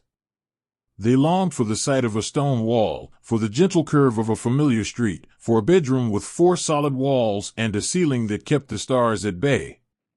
A young loader, sitting with his back pressed against the cool armor of the road wheel, pulled a folded piece of paper from his tunic. He had a small nub of a pencil, dull and worn. The light was fading fast, but the sky above was beginning to ignite with a million brilliant, icy stars. He rested the paper on his knee, shielding it from the gentle wind with his hand. He closed his eyes for a moment, picturing the small, walled garden behind his mother's house. He could almost smell the damp earth and the blooming lilacs. He took a deep breath, opened his eyes to the vast, alien night, and began to write. My dearest mother, his hand moved slowly, the pencil scratching softly in the dark. I am writing to you from a place that feels like the very edge of the world. We have been driving for days, but it seems we have gone nowhere at all. The land here is just an endless ocean of grass, and the sky is so big it makes my heart tremble. There are no towns, no trees, no roads. There is only the wind and the dust. He paused, looking up at the silhouette of his commander, who was standing quietly atop the turret, a solitary figure watching the horizon. It is a strange feeling, mother, the pencil continued. To be so completely surrounded by empty space, yet to feel so entirely confined. My world is now only the inside of our machine. It is hot, and it is cramped, but it is my home. My crew is my family here. We share our water, we share our quiet fears, and we take care of one another. When the silence of this place becomes too heavy, we talk of home. We talk of your cooking, and of the shade of the old oak tree in the square. Those memories of the walls that keep this endless space from crushing us. He smiled gently, a small, weary expression in the pale starlight. Do not worry for me. The stars here are the same stars that shine over our roof at home. I look at them and know that we are under the same sky. Keep the garden gate closed, mother, and keep the fire warm. I will hold the thought of our small, quiet house in my heart until I return. He carefully folded the letter, making the creases sharp and precise, as if the neatness of the paper could somehow impose order on the boundless world around him. He tucked it safely inside his breast pocket, close to his heart, a tiny, paper shield against the infinite. As the night deepened, the cold of the steppe settled in, a sharp contrast to the blistering heat of the day. The men pulled their heavy wool coats tightly around themselves, crawling into the narrow spaces beneath the tank or curling up on the engine deck. They huddled close to one another, finding warmth in the shared presence of their brothers. Above them, the sky was a terrifying, beautiful tapestry of glittering frost. The wind sighed through the tall grass, a continuous, mournful whisper that spoke of forgotten centuries and endless plains. But beneath the heavy, sleeping steel of their machines, the young men closed their eyes. They let the rhythm of their breathing sink together, letting go of the vast, overwhelming world outside. They drifted into a deep, quiet sleep, anchored by their love for one another and the gentle, framed memories of home, resting peacefully as a tiny, fragile island in the middle of the endless horizon. The sky did not break with a sudden roar, but with a slow, gray sigh that slowly melted the earth beneath their feet.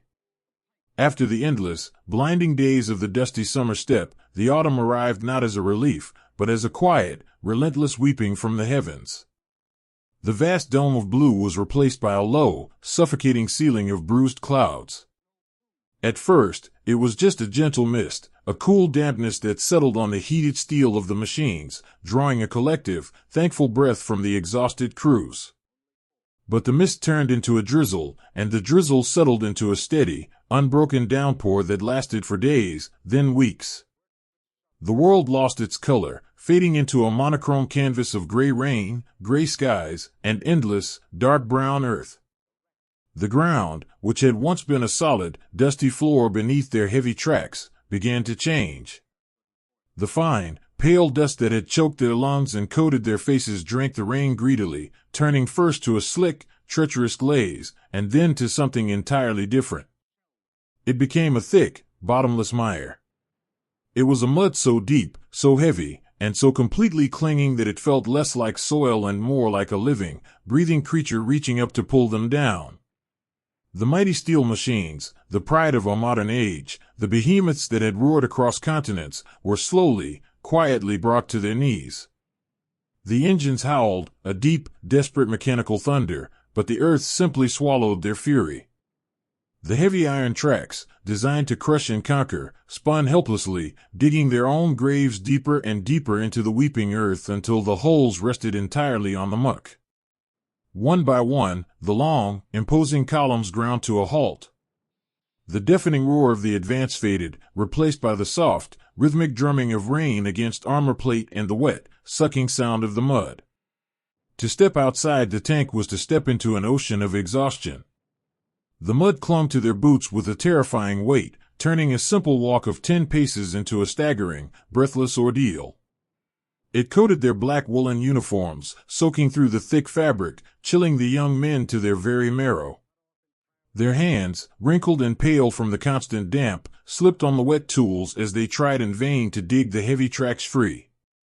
The mud covered their faces, hid the insignia on their collars, and erased the sharp lines of their youth, turning them all into identical, shivering statues of clay. When the fuel digging was finally abandoned for the day, the men retreated into the only sanctuary they had left. They climbed down through the open hatches, pulling the heavy steel lids shut behind them, sealing themselves away from the weeping sky. Inside the halted machines, the world was small, dark, and bitterly cold. The tank was no longer the roaring, hot oven of the summer, it was a damp, iron cave. Condensation beaded on the cold steel bulkheads, weeping down the painted walls in slow, silent teardrops. The air smelled of wet wool, damp leather, old oil, and the sour tang of profound fatigue. Yet, it was here, in this dark and freezing belly of the stalled beast, that the deepest, most beautiful embers of human warmth were kindled. The 5 men of the crew huddled together in the narrowest spaces, shoulder to shoulder, pooling their fragile body heat against the creeping chill. The loader, a boy with soft, tired eyes from a quiet farming village, reached into his canvas bag and pulled out a single, dry pair of woolen socks. He had been saving them, guarding them against the damp like a priceless treasure. Without a word, he handed them across the dark compartment to the driver, whose boots had flooded during the day's digging. The driver took them with trembling hands, offering a slow, silent nod of profound gratitude. In that small, quiet exchange of dry wool, there was more love and brotherhood than any grand speech could ever hold. They sat in the dim light of a single, shielded flashlight, listening to the rain drumming its endless tattoo on the roof. To fight back the dark, and to push away the heavy realization that they were stranded in a freezing wasteland, they began to build fires with their words. They spoke in hushed, gentle whispers, sharing the fragile, golden memories of the world they had left behind. The gunner closed his eyes, leaning his head back against the cold breech of the main gun, and described the exact smell of his father's bakery in the early hours of a Sunday morning, the warm, yeast-heavy air, the sweetness of melting sugar, the soft crunch of a fresh crust. The radio operator, wrapping his shivering arms around his knees, spoke of his grandmother's kitchen, of the large, green-tiled stove that radiated heat through the entire house, and how the family cat would sleep curled upon the warm hearth. As they listened, the cold iron walls of the tank seemed to recede. The sounds of the rain faded beneath the gentle cadence of their voices. They were no longer soldiers trapped in the weeping mud of a foreign land. They were boys sitting by a warm fire, wrapped in the comforting, familiar embrace of their childhood homes. These stories were their sanctuary, a quiet, shared rebellion against the misery of the present. As the evening deepened into a pitch-black, rainy night, a young commander sat in the commander's seat, his knees drawn up, a small wooden board balanced across his lap. He had unscrewed the bulb of his flashlight so it emitted only a tiny, faint glow. Carefully, he unfolded a piece of paper. It was already soft and slightly wavy from the humidity in the air.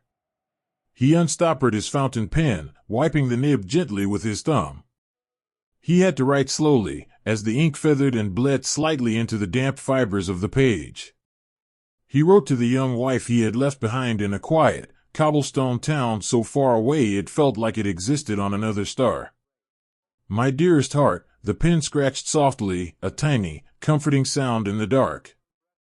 The rain is falling outside, a gentle, constant sound that makes me think of the autumn afternoons we used to spend reading by the window. We are halted for now, resting quietly while the earth drinks the rain. You must not worry about the cold. The machine keeps us sheltered from the wind, and my crew and I are huddled close. We share our stories, and we share our rations, and there is a great comfort in this brotherhood. He paused, looking up into the shadows of the tank. He could hear the soft, rhythmic breathing of his men, who had finally drifted into an exhausted sleep, leaning against one another in the dark. I do not look out at the gray sky anymore, he continued, the ink flowing smoothly now. Instead, I close my eyes and I look at you. I see you walking through the market, your coat pulled tight against the breeze. I see the warm light of our living room lamp shining out onto the street. You are my fire, my love. You are the warmth that keeps the chill from reaching my heart. Keep the house bright, and know that with every drop of rain that falls, I am only wishing for the day when I can walk through our door again. He folded the letter with meticulous care, pressing the creases flat. He slipped it into a waterproof pouch tucked inside his tunic, right against his chest, keeping her memory safe and dry. He turned off the small flashlight, plunging the interior of the machine into absolute darkness. Outside, the autumn rain continued to fall, a steady, weeping lullaby over the endless ocean of mud. The great steel machine sat motionless, silent monuments slowly sinking into the earth, their roaring engines finally at peace. The men shivered slightly in their sleep, pulling their damp coats tighter around their shoulders, but they did not wake. Bound together by shared hardship, shared stories, and the quiet, enduring love for the homes they carried in their hearts, they slept deeply.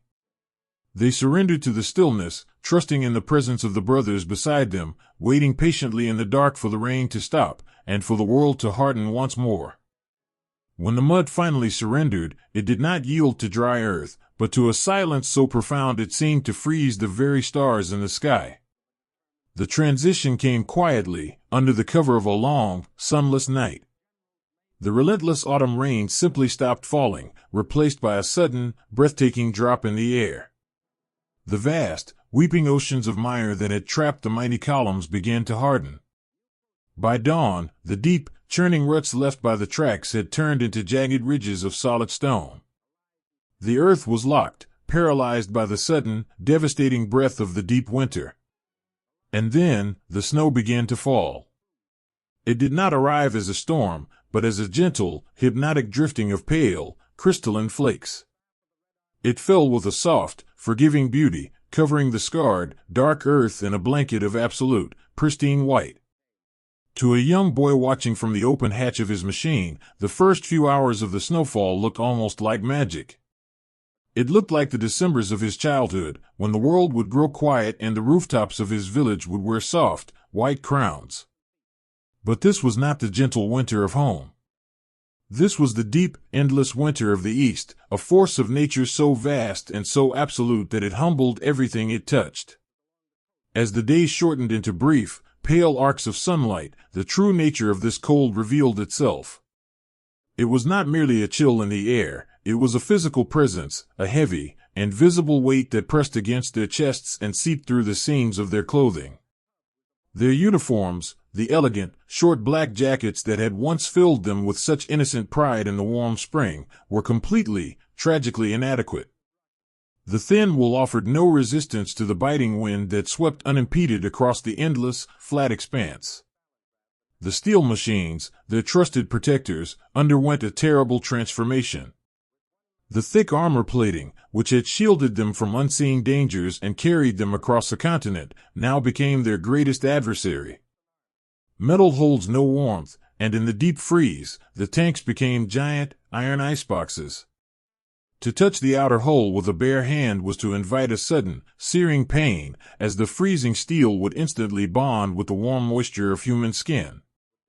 The heartbeats of the machine slowed, and then stopped entirely.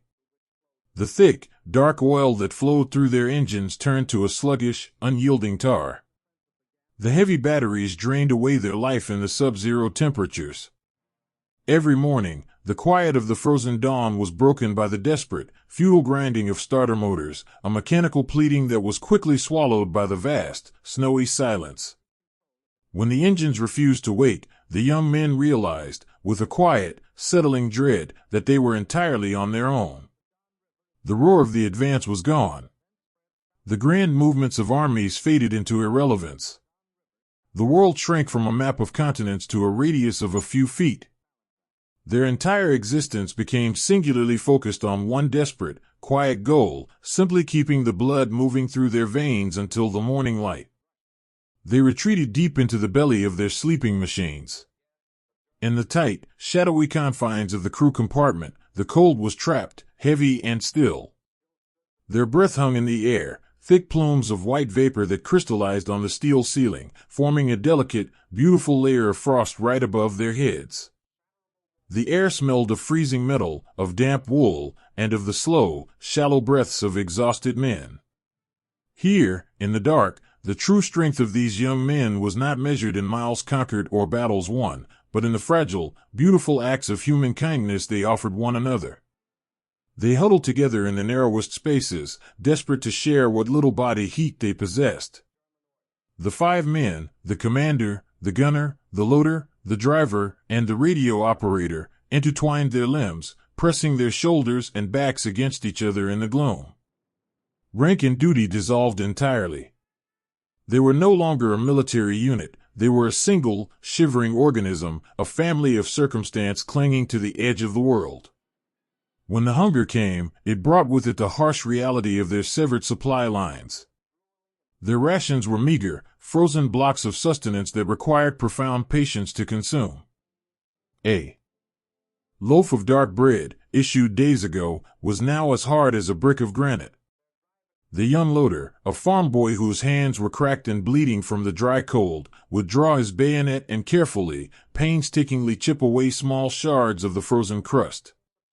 He did not keep the largest piece for himself.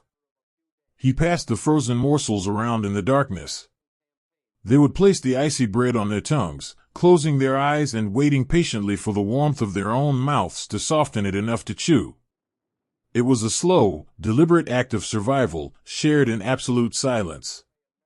If they were fortunate enough to have a tiny, concealed flame, a bit of cloth soaked in engine fuel burning in a tin cup, they would melt a handful of pristine snow. Into this warm water, they would drop a single cube of concentrated soup or a pinch of imitation coffee. They would pass the dented metal canteen back and forth, each man taking only a tiny, measured sip. The warm liquid traveling down their throats was a fleeting, beautiful ecstasy. As the commander handed the cup to his shivering driver, their heavily gloved hands would brush, and a soft, whispered word of encouragement would pass between them. "Drink, little brother. It will warm your heart." In these quiet, desperately cold hours, the mind became a sanctuary. To keep the freezing numbness from settling into their souls, they closed their eyes and traveled backward, retreating into the warm, golden memories of the lives they had left behind. They spoke in hushed, trembling voices about the warmth of a summer sun on a cobblestone street. They remembered the deep, radiant heat of the ceramic stoves in their childhood parlors. They talked of roasted chestnuts, of thick woolen blankets piled high on feather beds, and of the soft, radiant glow of a candle sitting in a frost-rimmed window. These memories were more than just nostalgia, they were vital sparks of fire, keeping the inner light alive when the outside world had gone entirely dark. As the long, merciless night deepened, and the wind outside began to howl a lonely, mournful tune across the snowdrifts, a young radio operator sat in his cramped corner, his knees pulled tightly to his chest. He pulled a small, battered notebook from deep inside his tunic, closest to his skin where the ink might still be fluid. But the ink was frozen solid. He found a small stub of a pencil instead. The light inside the tank was almost non-existent, just a faint, ghostly luminescence reflecting off the frosted steel walls from the snow outside. He had to write by memory and feel. He wrote to his parents, who were sitting safely in a house with a solid roof and a warm hearth, entirely unaware of the vast, frozen ocean that had swallowed their son. He did not write of the pain in his fingers, which felt like shattered glass.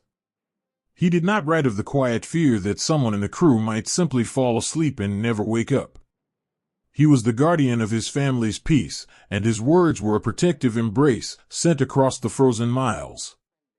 My dearest mother and father, his pencil scratched blindly, softly in the dark. The winter has arrived here, and the world is covered in a deep, beautiful snow. It reminds me so much of the forest behind our house in December. It is cold, yes, but we are managing. Our machine provides us with a sturdy shelter against the wind. We have each other, and the brotherhood among my crew is a fire that keeps us warm. He paused, a shiver racking his thin frame, and he pulled his collar tighter around his neck. He closed his eyes, visualizing the warm, yellow light of his mother's kitchen. I find myself thinking of the upcoming holidays, he continued, the pencil moving with a slow, deliberate tenderness. I think of the smell of the pine branches you will bring into the house, and the sound of the carols from the church at the end of the street. Please, do not worry for me. I am safe beneath the snow. I carry the memory of your faces with me, and it is a light that the winter cannot extinguish. Keep the fire burning bright for me, and know that I am resting peacefully. He folded the paper with stiff, clumsy fingers, tucking it back against his chest, right over his beating heart.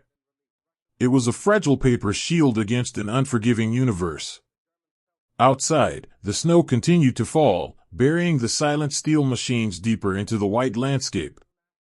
The wind sculpted graceful, curving dunes over the gun barrels and the engine decks, trying to erase all traces of the interlopers from the endless steppe. The world was a vast, frozen tomb, breathtaking in its quiet, terrifying majesty. But inside those buried iron shells, life stubbornly, quietly persisted. The young men leaned their heads against one another, their breaths sinking in the freezing dark.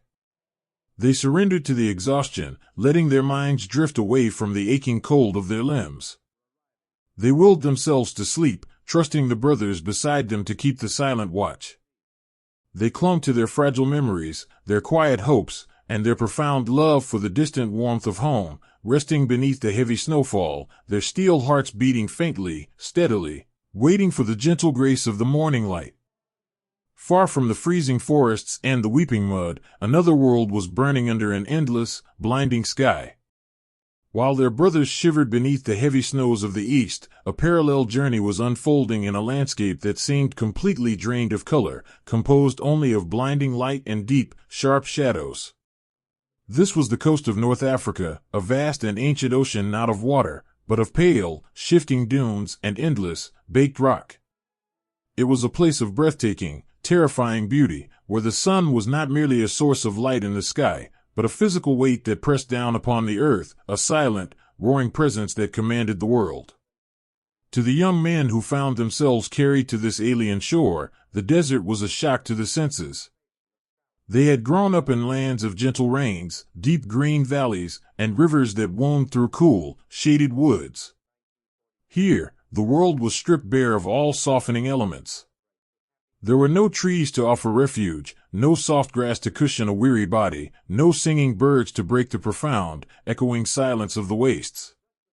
There was only the sand, fine as milled flour, and the sky, a dome of washed-out, glaring white. The mighty steel machines, painted in hastily applied layers of desert yellow to blend with the dunes, looked like strange, lumbering beasts that had wandered onto the wrong planet. Inside these heavy iron shells, the reality of the desert became a quiet, agonizing trial of endurance.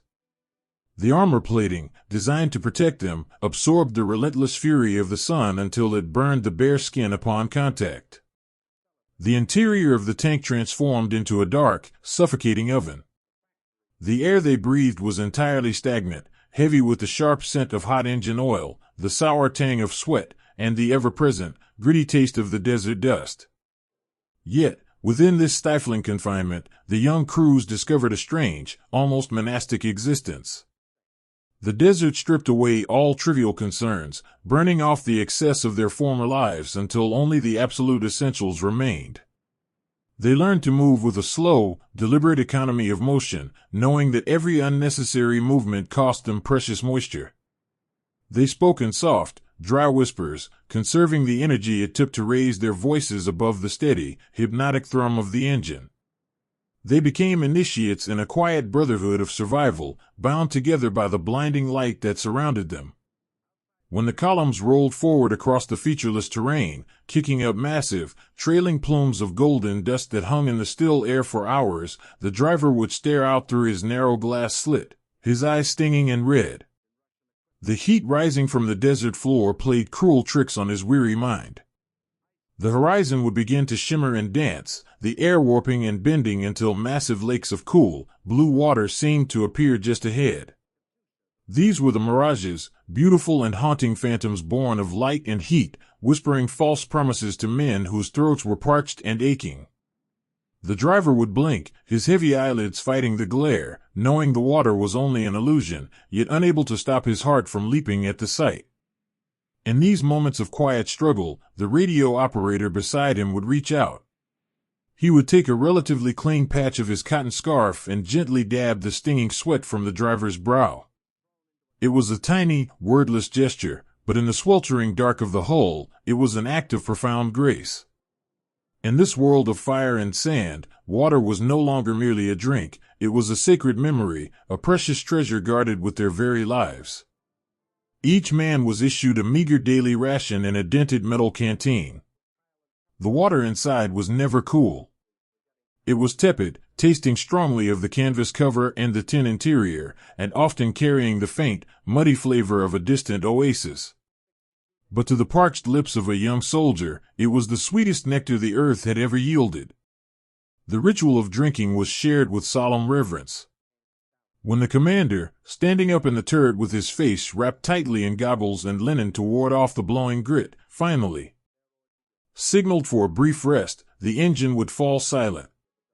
The sudden absence of the mechanical roar allowed the vast, overwhelming silence of the desert to rush back in. The commander would unclip his canteen and hand it down into the shadows of the crew compartment. The gunner would take it, feeling the warmth of the metal. He would not drink deeply. He would allow himself only a single, tiny sip, holding the water in his mouth, letting it bathe his dry tongue and cracked lips before finally swallowing.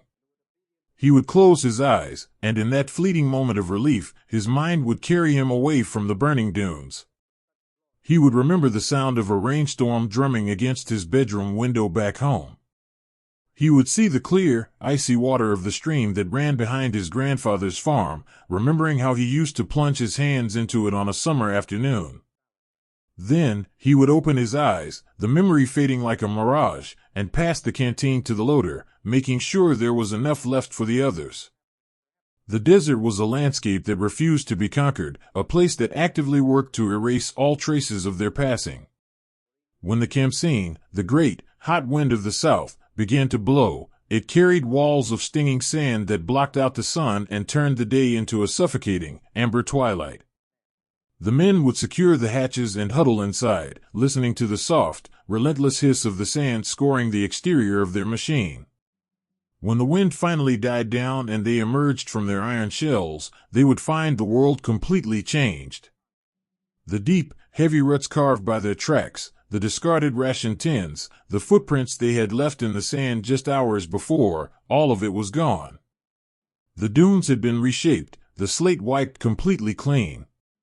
The desert held no memory of them. This constant erasure fostered a deep sense of impermanence, a quiet realization of how small and fleeting their presence truly was in the face of such ancient and different eternity. But if the day was a crucible of fire, the night was a silent, freezing sanctuary. As the sun dipped below the horizon, slipping behind the dunes in a blaze of bruised purple and burning copper, the heat evaporated with startling speed. The desert, which had been an oven all day, rapidly turned into a freezer. The men would climb out of their machines, pulling thick woolen sweaters and heavy greatcoats over their sand-stiffened uniforms. They would gather close to the steel hulls, resting their hands against the armor plates that still radiated a gentle, fading warmth from the day's sun. Above them, the sky blossomed into a canopy of absolute wonder. Without the moisture of the forests or the light of a single town to obscure the view, the stars over North Africa burned with an icy, piercing brilliance. They were so numerous and so close it felt as though one could reach up and brush them with a fingertip. In the profound, velvet quiet of the desert night, the soft, rhythmic clicking of the tank's metal contracting in the cold was the only sound. It was during these hours, wrapped in a blanket beneath the endless cosmos, that a young loader would pull a small pad of paper from his pocket. He would sit with his back against the road wheel, using the pale, silver light of the stars to guide his pencil. He wrote to his mother, who lived in a small, damp valley where the fog rolled in every morning. He wanted to tell her about the scale of this place, but the words felt too small to contain the vastness of the dunes. "My dearest mother," he would begin, the pencil moving slowly, leaving faint, gray lines on the paper. "I am writing to you from a world made entirely of sand and light. You cannot imagine the silence here when the engine stops. It is so deep it rings in your ears. The days are a trial of heat, but you must not worry for me. My crew and I have learned to move slowly, like the old men of the desert, and we share what little water we have. We are brothers here, mother, in a way I have never known before." He would pause, pulling the blanket tighter around his shoulders as a sudden shiver ran through him, his breath forming a tiny, invisible cloud in the freezing air. "I saw a mirage today," he wrote, a soft smile touching his cracked lips. "It looked just like the lake near our town, shimmering right on the horizon. For a moment, I could almost smell the pine trees that grow along its banks. The desert plays these tricks on us, but they are a strange kind of comfort, too. They remind me of where I belong. As I sit here now, the stars are brighter than I have ever seen them. I pick out the constellations you taught me when I was a boy, and I know that somewhere, far away across the dark water, they are shining over our roof, too. Please, keep the garden watered, and know that I am holding the memory of your voice to keep me strong." He would fold the letter with clumsy, cold fingers, tucking it safely into the breast pocket of his tunic, resting it right against his heart. The camp would slowly settle into an absolute, breathless stillness. The men lay side by side in the sand, wrapped tightly in their coarse blankets, seeking the shared warmth of their comrades. The great steel machines stood above them like silent, protective sentinels, their long shadows stretching across the silvered dunes. The young men closed their eyes against the brilliant, starlit heavens. They let their breathing slow, matching the quiet, ancient rhythm of the earth beneath them. They drifted away from the blistering heat, away from the blinding light and the deep shadows, finding a fragile, peaceful sleep in the cool embrace of the desert night, waiting for the wind to erase their footprints, and dreaming of the gentle, falling rain. Even beneath the warm, golden light of a new summer, the memory of the snow still cast a long, quiet shadow across the heart. The seasons had turned, thawing the frozen world and painting the endless expanse of the east in soft, rolling waves of pale green and sun-baked yellow grass. The sky was once again a brilliant, aching blue, wide and unblinking. The terrible, silent white tomb of the winter had melted away into the earth, but it had not truly vanished. It had simply moved inward, taking up residence in the eyes and the souls of the young men who had survived it. As the mighty steel machines roared back to life, their heavy tracks churning the dry summer earth into billowing clouds of golden dust, the crews riding within them were changed. The innocent, wide-eyed boys who had crossed the borders so long ago were gone, replaced by quiet, weary veterans. Their black woolen uniforms were faded by the sun and stained with the indelible oil of their trade. Their faces were leaner, etched with the invisible lines of 100 unspoken trials. When the summer wind blew across the open hatches, carrying the scent of wild thyme and dry earth, a young driver might still pull his collar tight, shivering at a phantom chill, feeling the icy breath of December hidden deep within the July heat. They were pushing eastward once more, a massive, synchronized migration across a landscape that offered no borders and no comfort. The maps they were given showed a destination, a great, winding river far to the east, marking the edge of the known world. But to the men sitting in the sweltering, vibrating hulls of the tanks, this river felt less like a real place and more like a myth. It was a fairy tale whispered by the commanders, a distant, shimmering mirage promised to keep them moving forward. For days that bled into weeks, the horizon never changed. There was only the grass, the dust, and the endless, hypnotic rhythm of the road wheels swallowing the earth. Inside the tight, claustrophobic belly of the machine, the world was reduced to the space between 5 men. The heat of the engine radiated through the steel bulkheads, wrapping them in a heavy, stifling blanket. The air tasted of hot metal, exhaust fumes, and the salty, metallic tang of their own deep exhaustion. Yet, in this small, dark space, the brotherhood forged in the winter snows bloomed into something profoundly beautiful and entirely unbreakable. They moved around one another with a slow, deliberate grace, anticipating each other's needs without a single word being spoken. The gunner, his face pale and coated in a fine layer of dust, would lean back from his sights, his eyes heavy with the strain of watching the shimmering horizon. Before he could even ask, the loader, a boy whose hands were rough and permanently stained with grease, would quietly press a battered tin canteen into his palms. The water inside was warm, tasting of canvas and old iron, but it was shared. The gunner would take a small, careful sip, nod silently in the dim light, and pass it back. In that simple exchange of a dented canteen, there was a depth of love and reliance that defied the vast, indifferent emptiness outside. They carried the weight of the previous winter like a silent, shared secret. When the radio operator listened to the soft, rhythmic crackle of static in his headphones, he sometimes closed his eyes and remembered the suffocating silence of the snowdrifts. He would reach out, his hand trembling just slightly from the vibration of the tracks, and rest it gently on the driver's shoulder.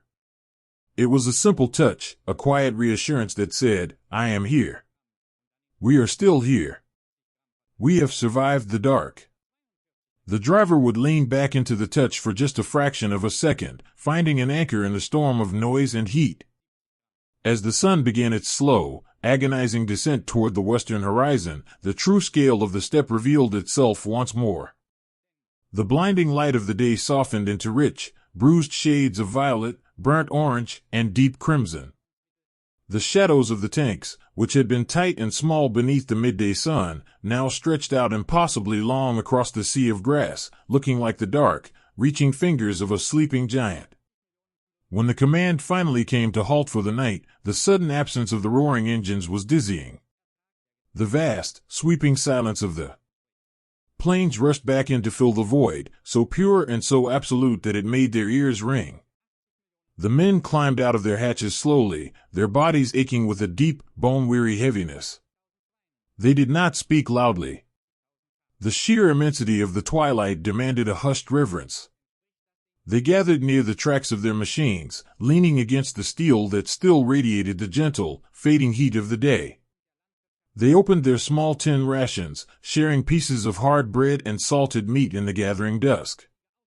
There was a quiet resilience in the way they ate, a slow, methodical nourishment of bodies that had been pushed to the very limits of endurance. During one of these quiet twilight halts, a young commander walked a few paces away from his resting machine. He looked down at the dry, cracked earth and saw a single, tiny flower pushing its way through the dust. It was a fragile thing, with pale, violet petals, stubbornly blooming in a world that seemed entirely designed to crush it. He knelt down, taking off his heavy leather glove, and gently touched the soft petal with a grease-stained finger. He did not pick it. He simply stayed there for a long moment, marveling at the quiet, desperate will to live that existed even in this desolate place. He carried the memory of that tiny, vibrant speck of life back to his crew, a small, unspoken comfort to hold against the coming night. As the last embers of the sunset faded into a deep, velvet blue, the hour of the letters arrived. This was a sacred time, a fragile bridge built of paper and ink, connecting the lonely reality of the steppe to the warm, glowing hearths of home. A young driver sat cross-legged on the engine deck, the metal warm beneath him. He pulled a worn, slightly crumpled piece of paper from his tunic pocket. The light was failing rapidly, and the first brilliant, icy stars were beginning to pierce the dark canopy above. He clicked on a small, shielded flashlight, its dim, yellow beam barely illuminating the page. He clicked his pen, the soft sound loud in the quiet night, and began to write to his young wife. He wrote with a slow, careful hand, his words carrying the heavy, uncertain hope of a man who has seen the edge of the world and is desperate to find his way back. My dearest heart, the pen scratched softly. The summer has finally returned to the steppe. The grass is tall, and the earth is warm again, but I must confess, I still keep my heavy coat folded near me. The memory of the cold is hard to shake, but the thought of your warm hands in mine keeps the frost away from my soul. We are moving east again, driving for days across an ocean of grass. They say there is a great river ahead of us, the end of our journey, but out here, it feels like a dream. Some days, I think we are just sailing endlessly, with no shore in sight. He paused, looking up at the vast, starry sky, searching for the right words to convey his love without burdening her with his profound weariness. But you must not worry, he continued, his handwriting softening. The machine runs well, and my crew is my family. We take care of one another. Today, the loader shared his last piece of sugar with me, and it tasted sweeter than any cake from the bakeries in our town. We find these small moments of grace, and they are enough. When I close my eyes, I do not see the endless horizon. I see the quiet street outside our window. I see the light shining from our parlor, and I see you, waiting. That image is my compass. It is the only map I need. Keep the house bright, my love, and know that every mile we drive is just 1 mile closer to turning back toward you. He folded the letter with meticulous, gentle hands, treating the paper as if it were a fragile bird. He slipped it into his breast pocket, patting it once, securing her memory right above his heartbeat. The camp settled into a profound, breathing stillness. The men lay down on the soft, dry earth, or curled up beneath the massive gun barrels of their tanks, pulling their coarse wool blankets up to their chins. The night wind whispered through the tall grass, a continuous, mournful sigh that swept across the endless plains. But beneath the heavy, dark silhouettes of the machines, the young men closed their eyes and let the weariness pull them under. They surrendered the vast, overwhelming world to the stars, drifting into a deep, dreamless sleep. Bound by their shared survival and anchored by the fragile, beautiful hopes written in their pockets, they rested peacefully in the shadows of the steppe, waiting for the morning light to guide them toward the mythic river. There is a quiet that settles over a ruined world, a heavy, breathless peace that comes when the last embers of hope finally surrender to the falling snow. The journey had led them here, to the edge of the mythic river they had chased across the endless, burning steppes of summer. But there was no grand victory waiting on these banks, no warm hearths or welcoming cheers.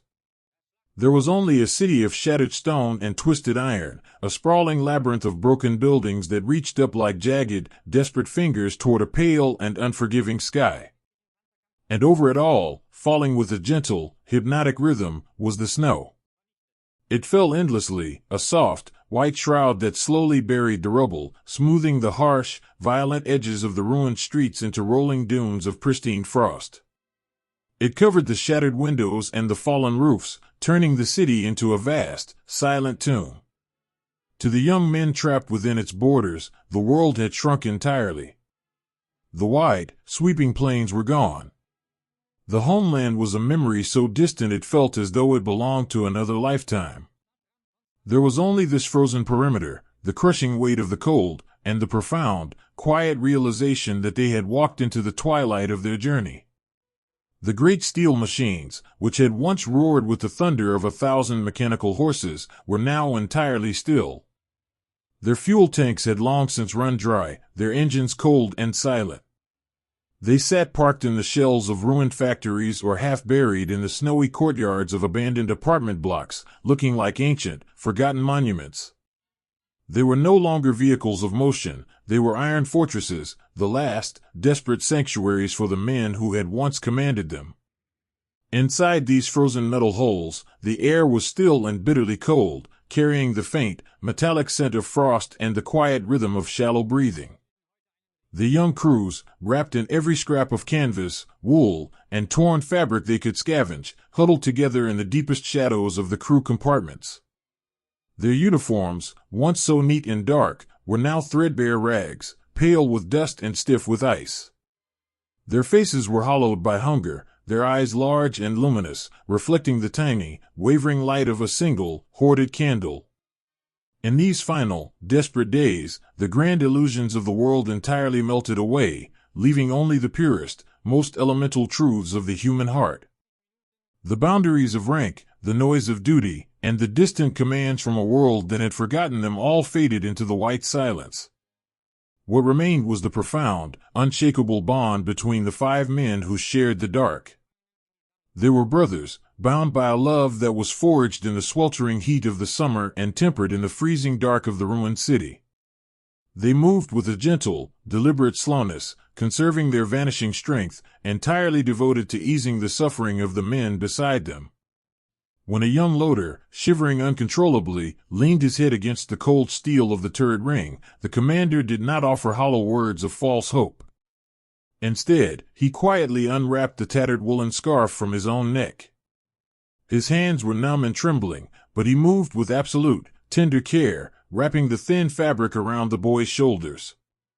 He pulled him close, pressing the boy's back against his own chest, offering the very last ounces of his body heat. They sat like that for hours in the dim light, swaying slightly, completely silent. In that gentle embrace, there was a heroism far greater than anything ever recorded in the pages of history. It was the quiet, defiant will to love one another at the end of the world. Food had become nothing more than a fading memory, a phantom that haunted their dreams. The rations were gone, leaving only empty tins and the gnawing, hollow ache in their stomachs. Yet, when the driver discovered a single, forgotten biscuit hidden deep within the canvas folds of his rucksack, he did not hide it. He did not let the hunger win. He broke the hard, stale wafer into 5 tiny, equal pieces. He passed them around the cramped circle in the dark. They placed the crumbs on their tongues, closing their eyes as they let them dissolve. For a fleeting, beautiful moment, the taste transported them away from the freezing iron and the ruined city. They tasted the warm ovens of their hometown bakeries. They tasted the sweet cakes of their childhood Sundays. They shared a soft, collective sigh, a fragile moment of grace in the face of the encroaching dark. As the days blurred into an endless, white twilight, the radio operator sat at his station, a spectral figure draped in gray blankets. The heavy batteries of the machine were dying, their power draining away into the freezing metal. He kept his headphones pressed tightly to his ears, listening to the vast, empty ocean of static. He was searching for a voice, a signal, a whisper from the world they had left behind. Sometimes, late in the night, the atmospheric currents would shift, and a fleeting, ghostly signal would break through the snow. It would be a fragment of a waltz being played in a warm concert hall thousands of miles away, or the faint, crackling voice of a newsreader. Speaking of ordinary, peaceful things. The operator would close his eyes, a single tear freezing on his cheek, listening to the echoes of a universe they could no longer reach. It did not bring despair, rather, it brought a strange, melancholy peace. It was a reminder that beauty still existed somewhere, even if they would never see it again. When the static finally swallowed the music for good, he gently took off the headphones and let them rest against the radio dial.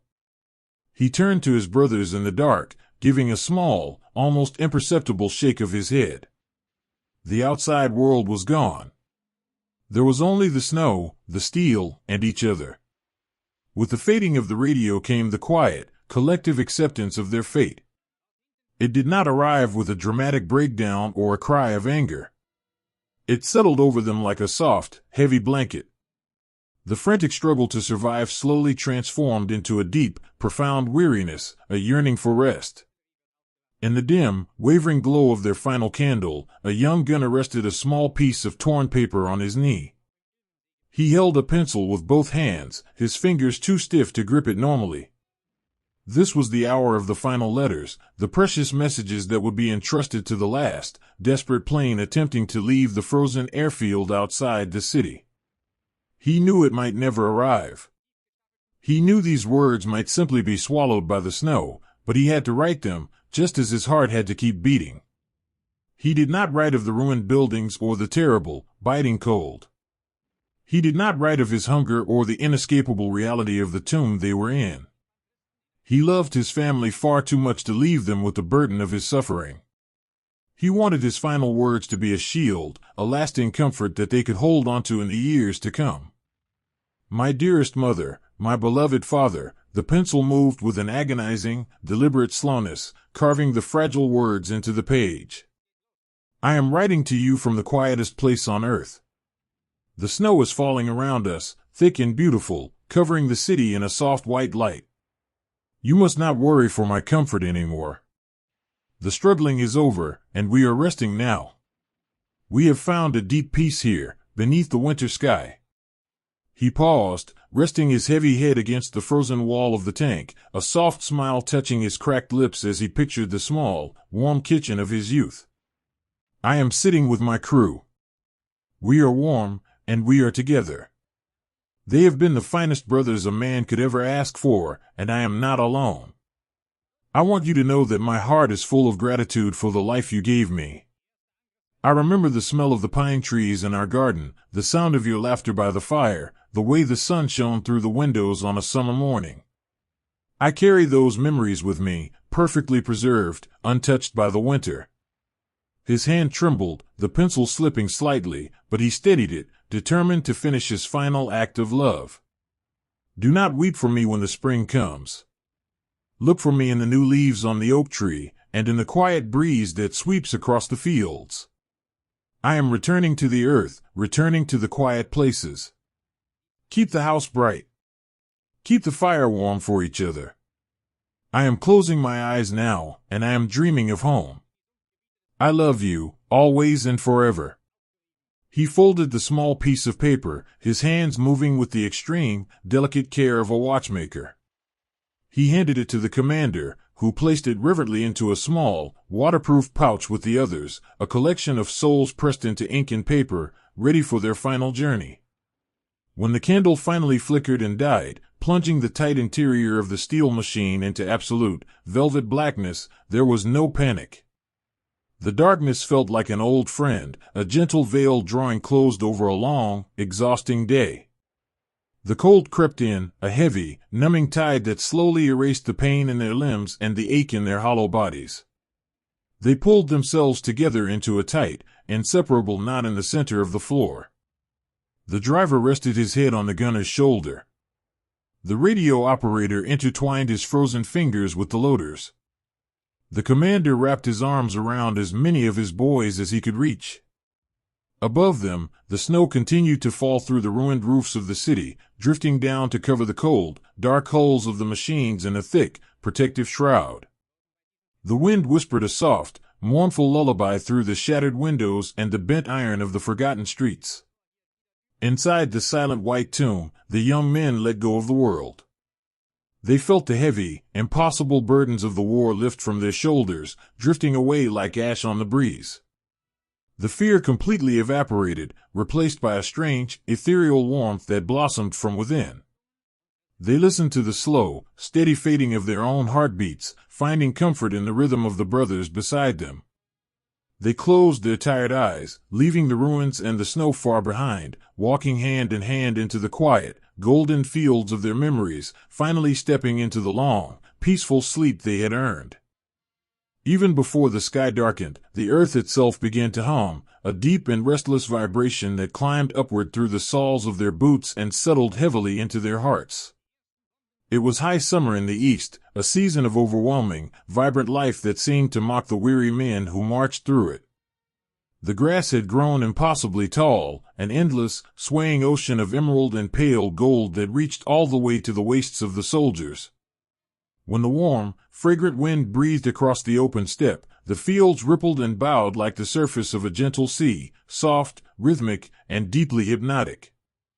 The air was thick with the sweet, heavy scent of crushed wildflowers, dry pollen, and the baking earth.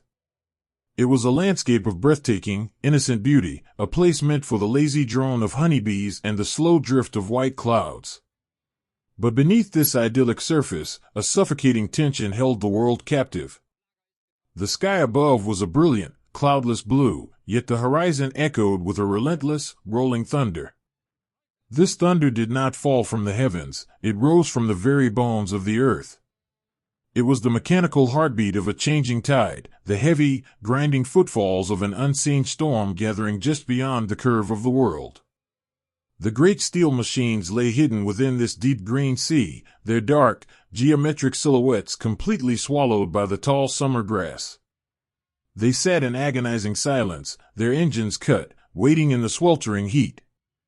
The sun beat down upon the heavy armor plating mercilessly, turning the tight, enclosed crew compartments into suffocating ovens. Inside, the air was entirely still, thick with the smell of hot brass, old oil, and the quiet, nervous sweat of the men who sat in the shadows. These were not the same boys who had crossed the borders in the cool, hopeful autumn years ago. The seasons and the vastness of the steppe had aged them, carving deep, quiet lines around their eyes and washing the innocent pride from their faces. They were older now, heavier in spirit, carrying the invisible weight of the snows they had survived and the friends they had left behind. And as they sat in the baking iron of their machines, listening to the earth tremble beneath them, they knew, with a profound and unspoken certainty, that the rhythm of their world had irrevocably shifted. The days of the endless, sweeping advance were gone. The tide had turned, and it was rolling back toward them with a crushing, unstoppable weight. In the long, agonizing hours of waiting, the world inside the tank shrank to the space between 5 breaths. The deafening roar of the approaching storm was terrifying, but the silence inside their own machine was almost heavier. It was a silence filled with private fears, the quiet, desperate prayers of young men who suddenly felt very small in the face of an infinite horizon. Yet, it was in this heavy, breathless anticipation that the purest, most beautiful moments of human connection blossomed. Words were entirely useless now, the air was too thick to carry them, the dread too profound to be articulated. Instead, they spoke the silent language of a brotherhood forged in the crucible of the steppe. A young loader, sitting on a wooden crate of ammunition, wiped his trembling, grease-stained hands on his trousers. He looked up, his eyes wide and luminous in the dim light, toward the turret where his commander stood. The commander, a man whose youth had been entirely consumed by the road behind them, did not offer a grand speech or a hollow promise of glory. He simply looked down at the boy, his face softening with a deep, paternal tenderness. He offered a slow, deliberate nod, and a shared, knowing glance that held the weight of 1,000 words. "I see you. I am with you. We are together." In that fleeting fraction of a second, the crushing isolation of the trembling earth was held at bay. The boy's shoulders dropped, his breathing steadied, and he found a quiet, fragile sanctuary in the eyes of his friend. When the waiting finally broke and the order was given, the mighty engines roared to life, a desperate, mechanical howl that joined the thunder of the steppe. The heavy tracks engaged, crushing the beautiful summer grass, tearing into the soft earth as the machines lunged forward into the vibrating heat haze. The roar that enveloped them was absolute. It was a deafening, physical force that battered against the steel walls, shaking the dust from the ceiling and rattling the heavy dials on the instrument panels. But amidst this overwhelming chaos, a strange and profound internal quiet settled over the men. The noise was so massive, so beyond the scale of human comprehension, that it simply wrapped around them like a heavy, protective blanket, pushing their minds entirely inward. Down in the dark, sweltering bow of the tank, the radio operator closed his eyes. The static in his headphones was a chaotic storm, but beneath it, in the private sanctuary of his own mind, he whispered a quiet, desperate prayer. It was not a prayer for victory, nor a plea for the destruction of the men across the field. It was a simple, desperate whisper for the safety of the driver sitting mere inches from his shoulder, for the commander standing exposed in the open hatch, and for the mother who was tending her garden in a quiet village a lifetime away. His prayer was a tiny, glowing ember of love, sheltered in the absolute center of a raging hurricane. Even as the earth shook and the air grew thick with the acrid smoke of exhausted engines and burning grass, small, quiet acts of everyday heroism continued to weave the crew together. The driver, blinded by the sweat pouring into his eyes, his hands slipping on the heavy, vibrating steering tillers, felt a sudden, gentle pressure on his arm. The radio operator had reached across the cramped space, taking a relatively clean patch of his cotton sleeve to gently wipe the stinging moisture from the driver's brow. It was a movement that took only a second, a tiny gesture in the dark, but it anchored the driver to the world of the living. He leaned into the touch, taking a deep, shuddering breath, his hands finding their grip once more. They moved as a single, breathing organism, anticipating each other's needs through the deafening noise. When the heat became unbearable, a dented tin canteen was passed silently through the shadows. No one drank deeply. They took tiny, measured sips of the warm, metallic water, making sure the man beside them had enough to wet his cracked lips. They were a family clinging to a raft in a violent sea, entirely devoted to keeping each other afloat. As the long, agonizing day finally began to bleed away, the fierce heat of the sun released its grip on the steppe.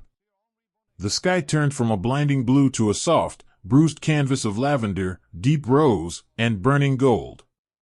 The frantic, deafening thunder slowly receded, rolling away over the horizon like a passing summer storm, leaving behind a vast, echoing quiet. The machines ground to a halt, their engines cutting out one by one. The sudden silence that rushed back over the tall grass was dizzying. The men climbed out of their iron shells with the slow, trembling movements of men waking from a deep, terrifying dream. Their black uniforms were completely white with the dust of the torn earth, their faces hollow and painted with the exhaustion of survival. They did not speak. They simply collapsed into the deep, cooling grass, letting the soft, green stalks close over them, hiding them from the vastness of the sky. The earth beneath their backs was still warm, but it had finally stopped trembling. The surviving crickets, disturbed by the day's madness, slowly began to sing again, a gentle, rhythmic chirping that signaled the return of the natural world. A young gunner sat with his back pressed against the warm, solid steel of the road wheel. The evening breeze brushed against his face, carrying away the smell of smoke and replacing it with the sweet scent of the bruised wildflowers. His hands were shaking slightly, the adrenaline of the day slowly draining from his veins, leaving behind a profound, aching emptiness. Seeking an anchor to steady his heart, he reached deep into the breast pocket of his tunic. He pulled out a letter. He did not need to read the words, he had read them so many times by the light of a fading candle that he knew them by heart. The paper was worn soft as old cloth, the folds fragile and thinning, but it was the most precious thing he owned. It was a letter from his older sister, written in the early days of the spring. In it, she spoke of entirely ordinary, beautiful things. She wrote about a stray dog that had wandered into their yard and refused to leave, sleeping lazily in the afternoon sun on the porch. She wrote about the taste of the first early strawberries from the market, and how the baker at the end of their street had finally painted his faded blue shutters a cheerful, bright yellow. As he held the soft paper in his hands, running his grease-stained thumb over the familiar loops of her handwriting, the deafening roar of the day completely vanished from his memory. The endless, terrifying horizon of the east faded away. He was no longer a weary soldier sitting in a crushed field. He was a boy sitting on his own front steps, watching a stray dog sleep, smelling the sweet scent of fresh strawberries in the warm air. He closed his eyes, a single, silent tear cutting a clean path through the pale dust on his cheek. It was not a tear of sorrow, but a profound, overwhelming release. The letter was his tether to a world that was still whole, a world that made sense, a world where the earth did not tremble and the thunder only brought the rain. He folded the letter with meticulous, gentle care, placing it back over his heart. He slid down until he was lying flat in the deep grass, looking up at the first few stars beginning to pierce the violet twilight. The men around him were already asleep, their breathing slow and steady, rising and falling in quiet unison. They had survived the turning of the tide. They had held on to each other through the deafening roar, finding solace in shared glances and whispered prayers. The wind sighed softly through the tall grass, a gentle, sweeping lullaby that covered the resting men. The young gunner let out a long, slow breath, surrendering his weariness to the soft earth. He closed his eyes, anchored by the love folded in his pocket and the brothers sleeping by his side, drifting away into the peaceful, unbroken quiet of the summer night. To walk away from the rising sun is to carry the heavy, lengthening shadow of everything you have left behind. For years, the great steel machines had only known one direction. They had chased the dawn across rivers and forests, across endless oceans of summer grass and through the blinding white blizzards of the winter steppe. The young men inside them had always leaned forward, their eyes straining to pierce the eastern horizon, driven by the invincible momentum of their youth. But now, the compass had turned. The mighty engines, groaning with a deep, mechanical weariness, were finally pointed toward the setting sun. The long, agonizing journey backward had begun. The landscape they traversed was the same vastness that had once swallowed them whole, but it had fundamentally changed. The vibrant greens of the summer and the blinding, pristine white of the deep winter were gone. The world they rolled through now was painted in endless, mournful shades of gray. The earth was scarred, the tall grasses trampled and burned, leaving behind a fine, powdery layer of gray soot that rose with every turn of the heavy iron tracks. It was a landscape of ash, soft and silent, settling over the black uniforms, the battered armor, and the heavy hearts of the men retreating through it. The retreat was not a sudden, frantic rush. It was a slow, hypnotic trudging, a steady, rhythmic withdrawal that measured the fading pulse of an era. The mighty columns moved with the heavy, deliberate slowness of exhausted giants. The tracks squeaked and clanked, a lonely, metallic song that echoed across the empty plains. Inside the tight, stifling confines of the hulls, the men felt the profound, psychological weight of every backward mile. The distance they were covering was not bringing them closer to a triumph, it was simply a desperate, crawling effort to outpace the falling twilight. The machines themselves had become mirrors of the men inside them.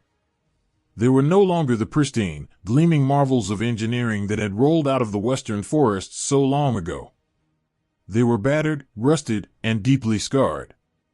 Their paint was chipped and faded to the color of dry bone, their fenders bent, their road wheels squealing for lack of grease.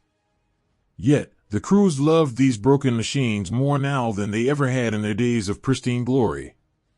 The tank was their lifeboat in a draining sea. The young men tended to their sputtering engines with a delicate, heartbreaking tenderness.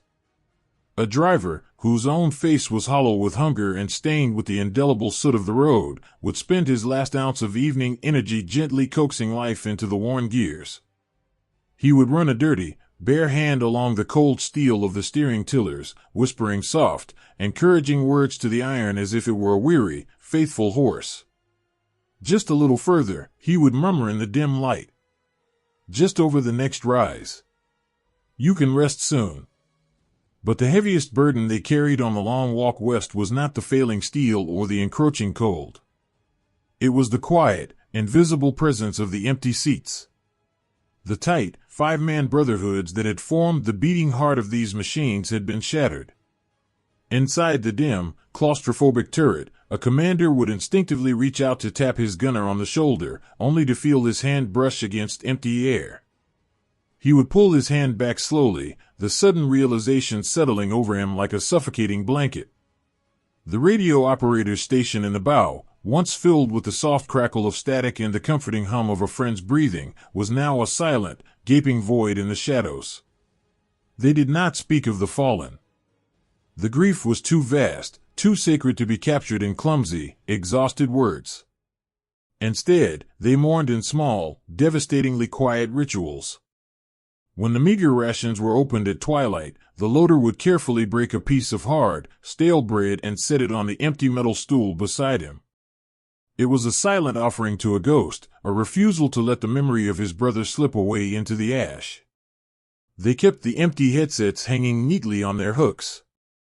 They wiped the dust from the unused vision blocks. In the long, silent hours of the night march, when the only sound was the drone of the engine, the survivors would close their eyes and listen closely, swearing they could still hear the gentle, familiar laughter of the boys they had left behind in the deep grass and the silent snows. As the armored columns rolled slowly westward, they were joined by a ghostly procession of infantry. The foot soldiers emerged from the gray mist, their uniforms in tatters, their boots wrapped in rags. They walked with their heads bowed, leaning on each other, a river of profound human exhaustion flowing alongside the clanking tracks. The young men in the tanks, looking down from their open hatches, no longer saw themselves as the invincible vanguard of a mighty army. They became quiet shepherds to a lost and wandering flock. Whenever the column paused, the infantry would gather around the warm exhaust pipes of the idling engines, desperate for a fleeting moment of heat. A tank commander, shivering in his own frayed coat, would look down at a young infantry boy whose helmet was far too large for his sunken face. Without a word, the commander would reach into the turret, pull out a torn, well-stained woolen blanket, and gently drop it down into the boy's trembling hands. The boy would look up, his eyes wide and hollow, offering a slow, silent nod of profound gratitude.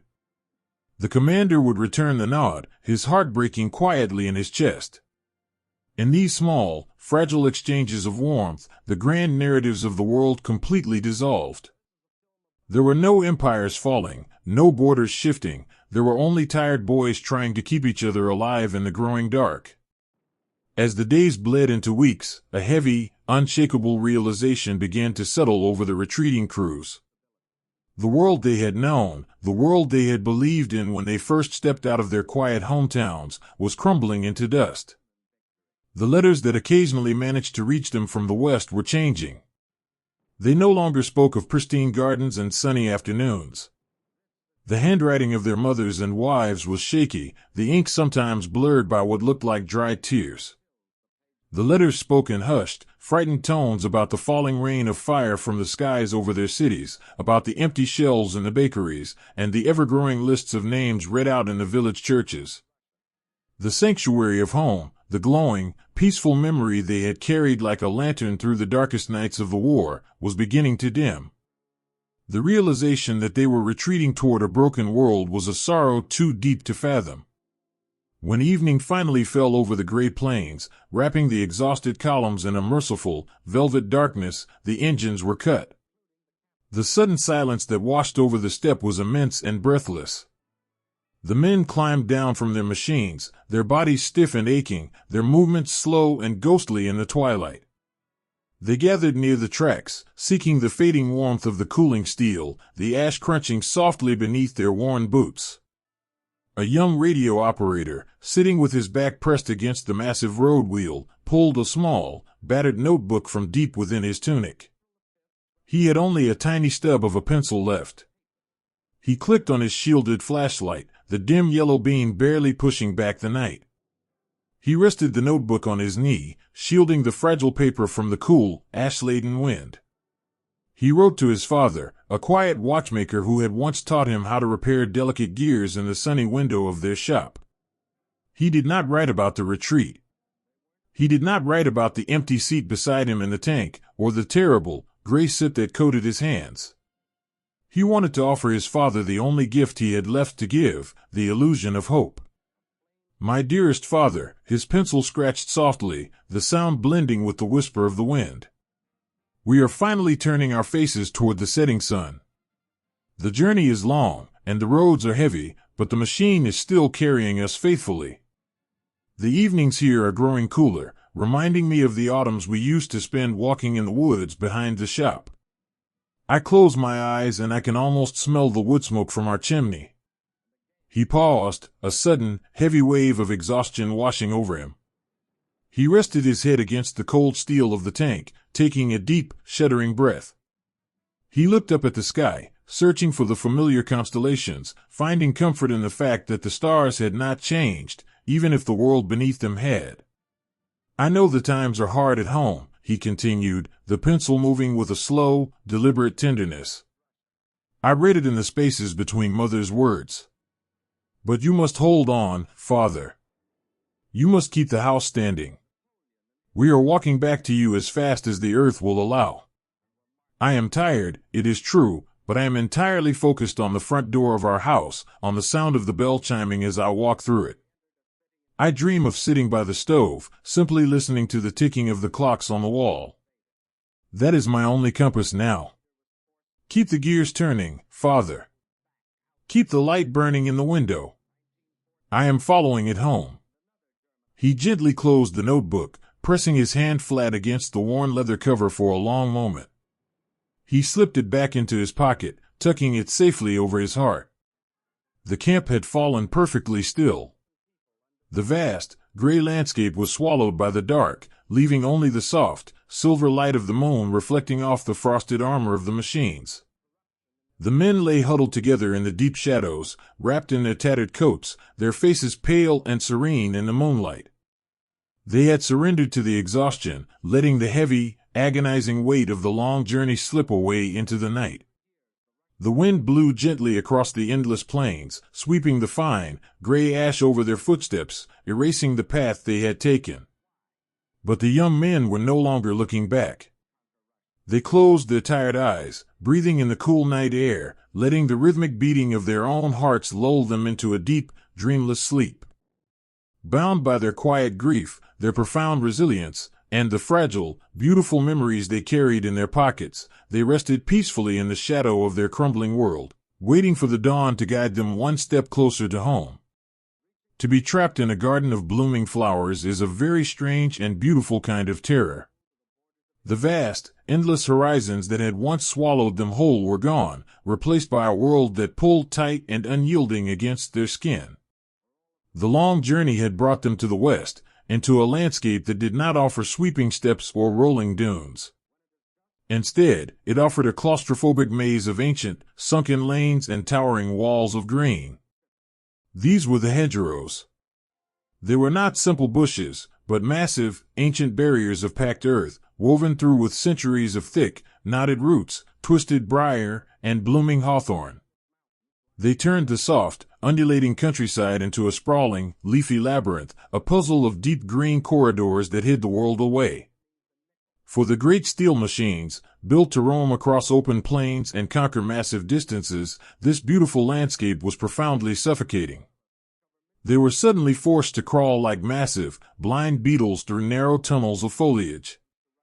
The heavy branches scraped agonizingly against the painted armor, a high, shrieking scratch that set the men's teeth on edge and sent shivers down their weary spines.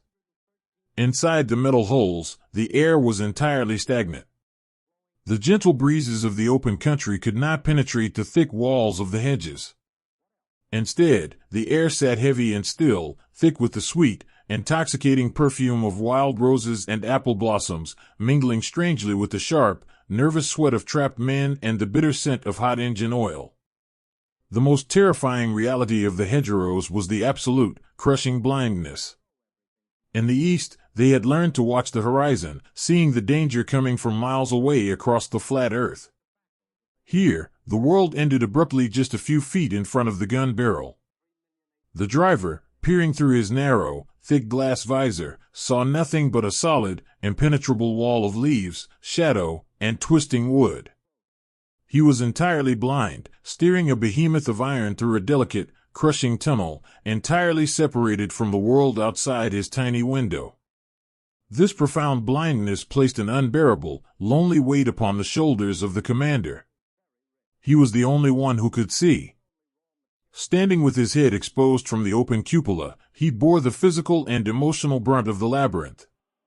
He had to constantly duck and weave, his face whipped by thorny branches, his eyes stinging from the pollen and the dust, desperately searching the dappled shadows for any sign of movement. The 4 men sitting below him in the dark, sweltering hull had to surrender their fate entirely to his intuition. They moved not by sight, but by the quiet, steady cadence of his voice over the intercom. His whispers became their only lifeline, a fragile thread connecting them to the unseen world. Slow now, he would murmur into his microphone, his voice cracking with dry exhaustion, the sound echoing softly in the headsets of his crew.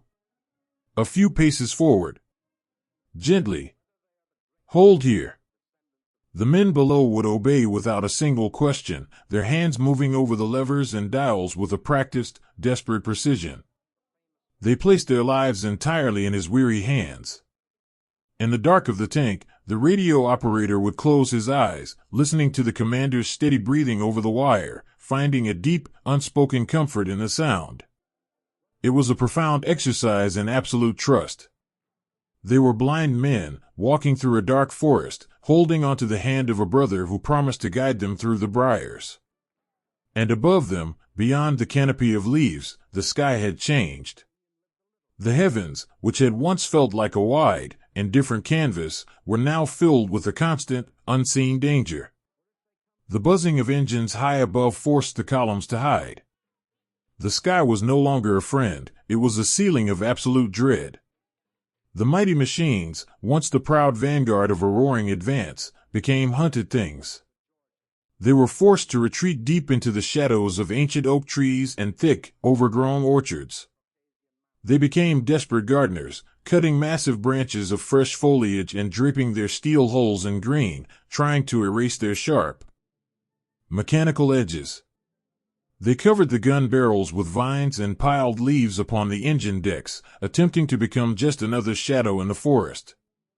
When the distant drone of an airplane approached, the roaring engines were instantly silenced. The men would hold their breath, sitting perfectly still in the dim, dappled light, praying that the leafy canopy would keep them hidden from the eyes in the sky. During one of these long, agonizing periods of hiding, parked deep within a fragrant, overgrown apple orchard, the roaring engines were finally cut. The sudden quiet that rushed into the space was thick and heavy, vibrating with the gentle hum of honeybees and the soft, innocent rustle of leaves in the summer breeze. The men climbed carefully from their hatches, moving with the slow, exaggerated caution of cornered animals. Their uniforms were stained with dark grease and the pale dust of the dirt lanes, their faces hollow and exhausted.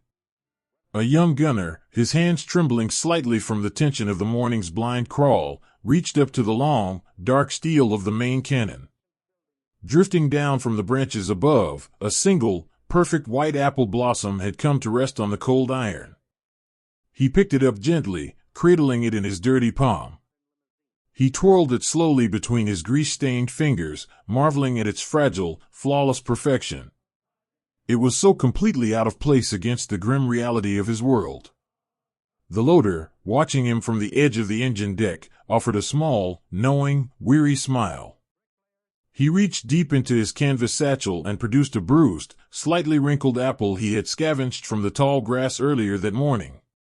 He drew a small pocketknife and carefully cut the apple into thin, even slices. Without a word, he passed them silently to his crew. They took the slices with quiet gratitude.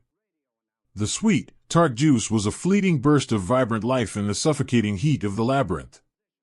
They ate in absolute silence, leaning against the warm steel of their camouflaged machine, communicating their profound love and their shared, quiet terror through soft glances in the dappled shade. In these tiny, fragile acts of humanity, sharing a piece of fruit, marveling at a fallen petal, they built a quiet fortress against the overwhelming fear of the maze. When the evening finally began to weave its long, purple shadows through the hedgerows, the air cooled, bringing a merciful, gentle end to the sweltering day. The birds began their twilight songs, a beautiful, melodic chorus that echoed down the green lanes, feeling entirely surreal in a world built for war. The crew sat huddled together against the heavy road wheels of their machine, hidden safely beneath a canopy of thick, protective roots that arched over the sunken road. A young driver pulled a folded piece of paper from his tunic pocket, smoothing it flat against the worn leather of his map case. He held a small, dull pencil in his hand. He had to write his letter now, in the fading twilight, before the darkness completely swallowed the green lanes. He wrote to his young wife, who lived in a small, cobblestone town where the trees were planted in neat, predictable rows, and the horizon was always visible from the top of the church hill. "My dearest heart," he began, his pencil moving softly across the page, the scratching sound blending with the evening breeze. "The world here has grown very small. We are surrounded by towering walls of earth and green, and the air smells so strongly of flowers that it almost makes me dizzy. It is a beautiful place, truly, like a wild, overgrown garden. But it is a terrifying thing to be so blind. I cannot see the sky, and I cannot see the horizon anymore. I can only see the leaves, the thick roots, and the tired faces of the boys beside me."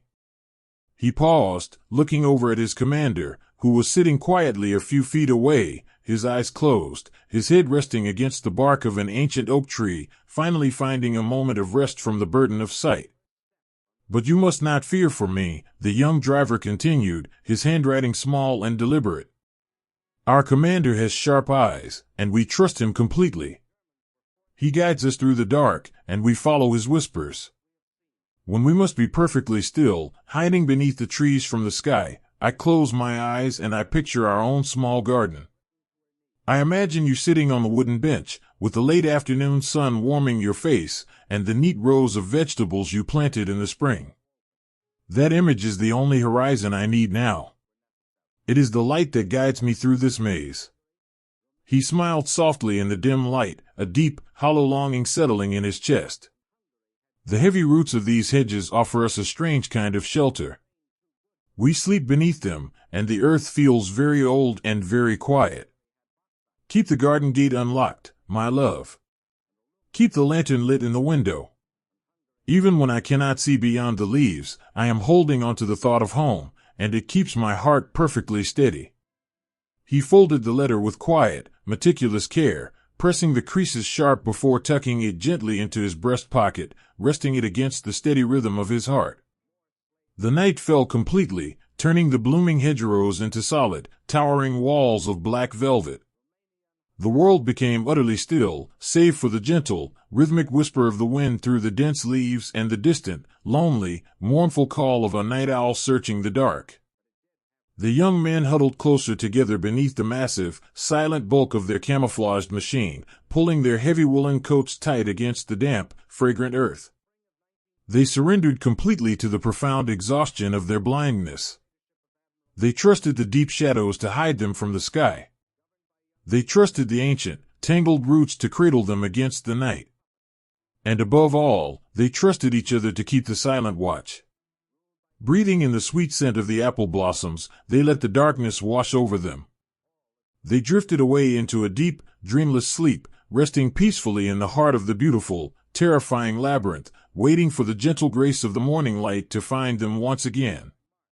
There is a particular kind of silence that only belongs to a deep forest buried under a heavy, winter fog.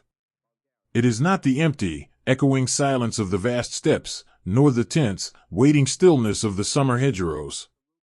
It is a soft, heavy, muffling quiet that wraps around the world like thick gray wool.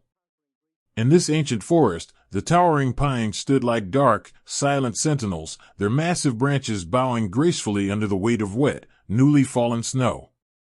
The mist wove through the trunks, obscuring everything beyond a few dozen yards, turning the dense woods into a shadowy, dreamlike labyrinth. The world was stripped of all its harsh edges, painted entirely in shades of charcoal, silver, and blinding, pristine white. Hidden beneath this thick blanket of fog and frost, the great steel machines were completely transformed. They had been hurriedly painted with whitewash, their dark armor streaked with chalk and lime to blend into the winter landscape. They looked like massive, mechanical ghosts, lumbering silently through the snowdrifts.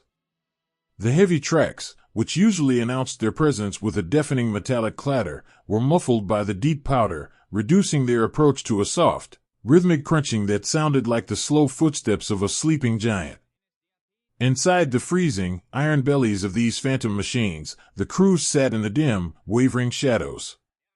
If you looked closely at the faces illuminated by the faint glow of the instrument panels, you would see that the Brotherhood had fractured and reformed into something profoundly tragic and deeply touching. The tight, synchronized crews of the early years were gone. Now, the space was shared by two entirely different generations of soldiers, forced together in the twilight of their world.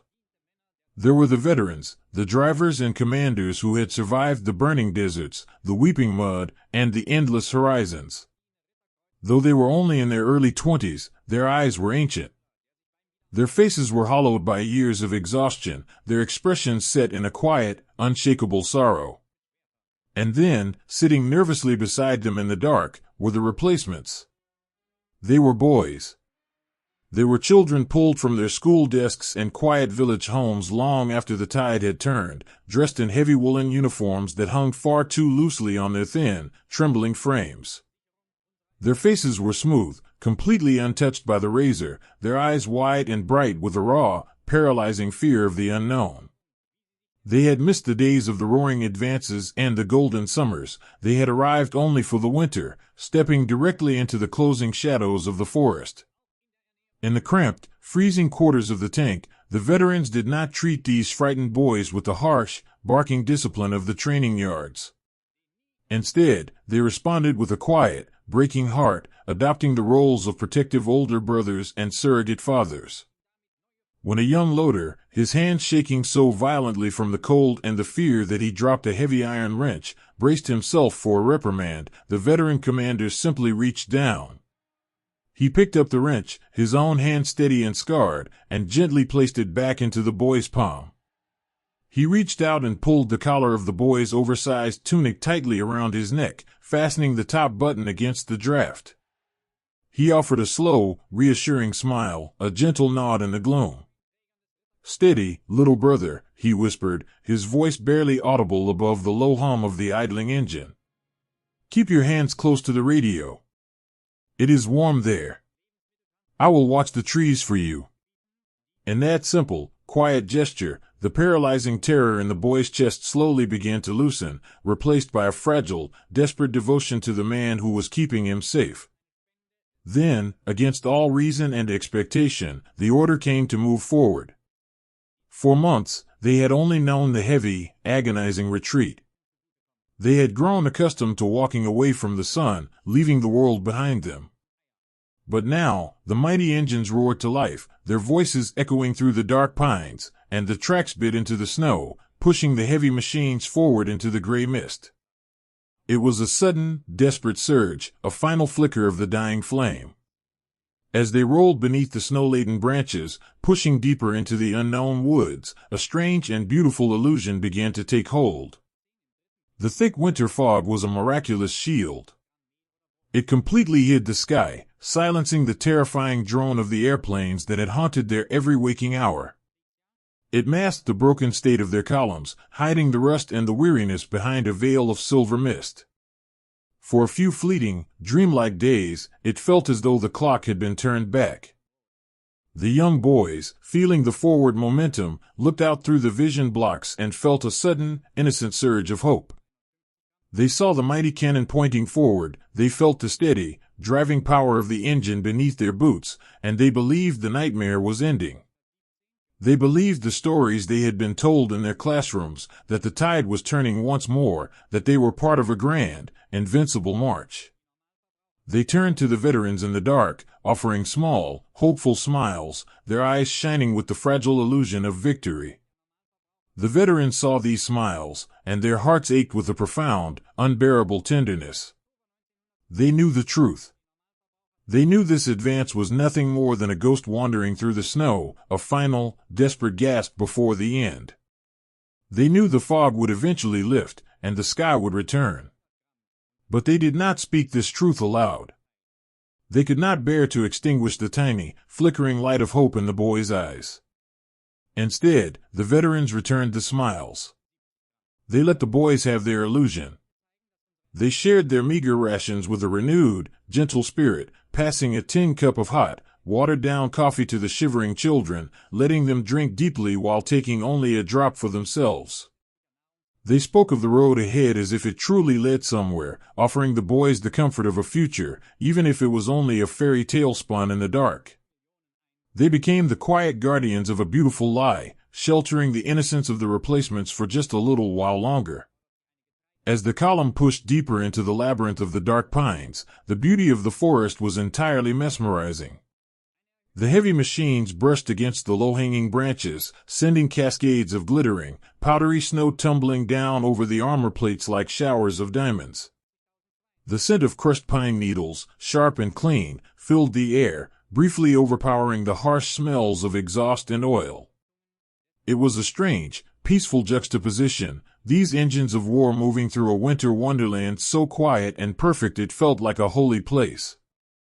When the pale, watery daylight finally faded, replaced by the deep, indigo shadows of the winter night, the surge came to a halt.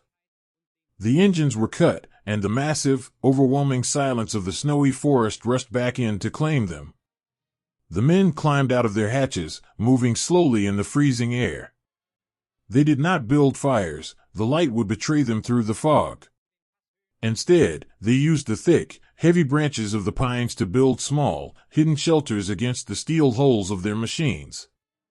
The veterans showed the young boys how to pile the evergreen boughs beneath them to insulate their bodies from the freezing earth.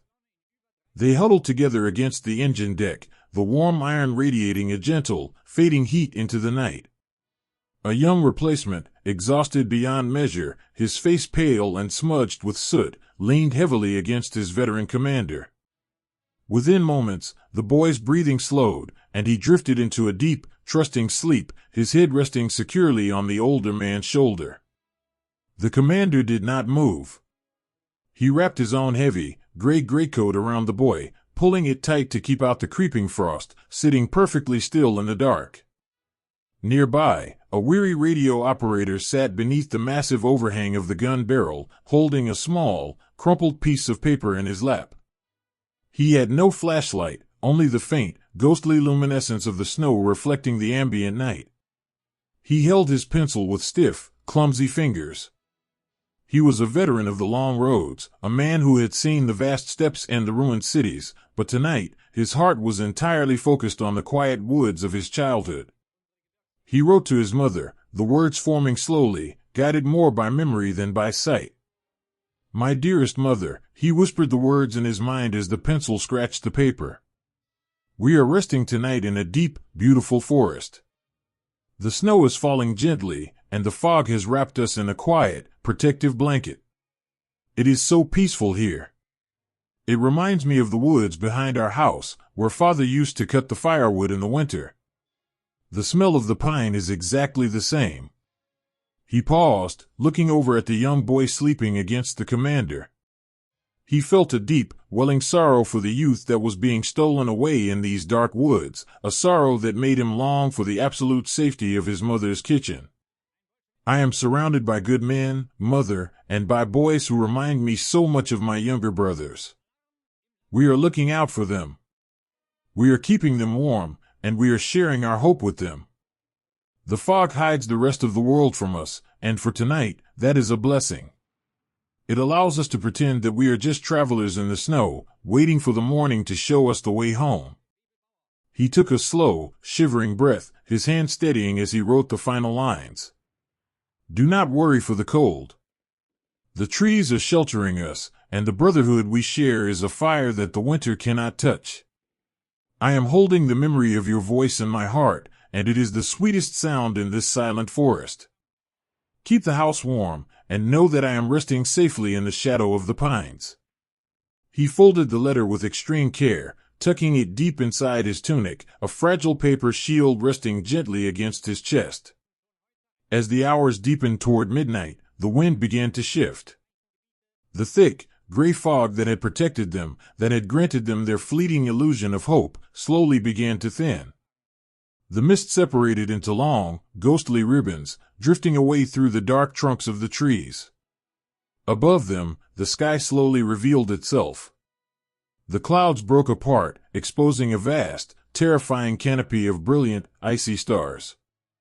The world was suddenly sharp, clear, and unutterably cold. The protective blanket was gone, and the veterans knew, with a quiet, heavy certainty, that the morning would bring the cold reality back to their doorstep. But for now, the forest was still.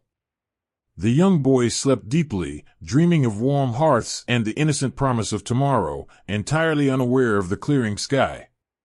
The veterans stayed awake a little longer, watching the stars glitter against the black heavens, keeping the silent, lonely watch. They listened to the soft breathing of the children they were protecting, surrendering their own fears to the quiet majesty of the winter woods. Bound by their profound kindness and their tragic, beautiful resilience, they closed their tired eyes, letting the scent of the dark pines carry them away into the peaceful, unbroken sleep they so desperately deserved. There is a profound, aching sorrow in watching the shadows fall across the very streets where you first learned to walk. For years, the young men inside the great steel machines had wandered across the vast, alien expanses of the world. They had driven through the blinding dust of foreign summers, shivered in the endless, frozen woods of the east, and crawled blindly through the dense, blooming labyrinths of the west. They had been strangers in strange lands, carrying the warm, glowing memory of their homeland like a lantern in the dark. But now, the long, agonizing journey backward had finally brought them to their own doorsteps. The lantern had not led them to a peaceful haven, it had led them into the twilight of their own world. The heavy, iron tracks no longer churned the soft earth of distant steppes or the fine sand of burning deserts. They ground against the familiar, worn cobblestones of their own towns and cities. It was a surreal, heartbreaking homecoming. The massive, battered machines, painted in the faded, rusted colors of a long war, looked entirely out of place here, like ancient, wounded beasts seeking refuge in a delicate, domestic world. They rolled slowly, their engines coughing and wheezing, navigating narrow streets that were never meant for the heavy footprint of armor. To look out through the narrow glass visors of the tank was to look into the shattered fragments of their own childhoods. The towns were broken, the elegant architecture of their past reduced to jagged silhouettes against the evening sky. A young driver, his face pale and coated in the gray ash of the retreat, would steer his machine past a ruined storefront, his heart catching in his throat as he recognized the faded, painted lettering of his favorite bakery. He could almost remember the smell of warm yeast and sweet glazed fruit, but now, the air carried only the dry, chalky scent of pulverized brick and old plaster. They parked their exhausted machines in the deep shadows of shattered churches and collapsed municipal halls, hiding beneath the drooping, dust-covered branches of ancient linden trees that lined the avenues. When the engines were finally cut, the silence that rushed into the ruined streets was not the vast, sweeping quiet of the open plains. It was an intimate, suffocating silence. It was the sound of a torn lace curtain fluttering gently in the evening breeze from a window with no glass. It was the lonely, rhythmic drip of water from a broken pipe into a puddle on the cobblestones. It was the absolute stillness of a world holding its breath. The crews climbed down from their holes, their bodies moving with the slow, trembling grace of utter exhaustion. Their black uniforms were threadbare, completely grayed by the dust of falling buildings. They walked through the rubble of their own streets like ghosts haunting a fading dream. Every corner, every broken lamppost, every shattered garden wall held a memory. A gunner would touch the scorched iron of a park gate, remembering how he used to swing upon it as a boy, waiting for his father to walk home from work. The contrast between the innocent, golden memories of their youth and the stark, gray reality of the present was a quiet, devastating weight upon their souls. Yet, amid the sorrow of this dying era, the human heart refused to completely surrender its light.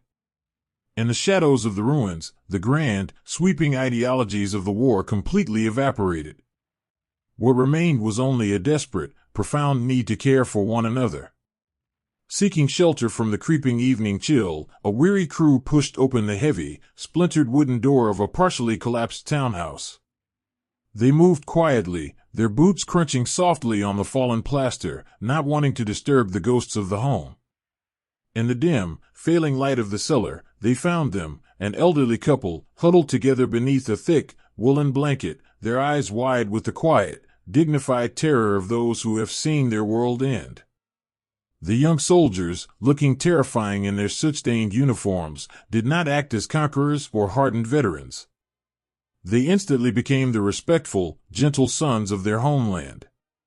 The young commander, a boy whose own grandparents lived in a town just like this one, slowly took off his heavy leather gloves.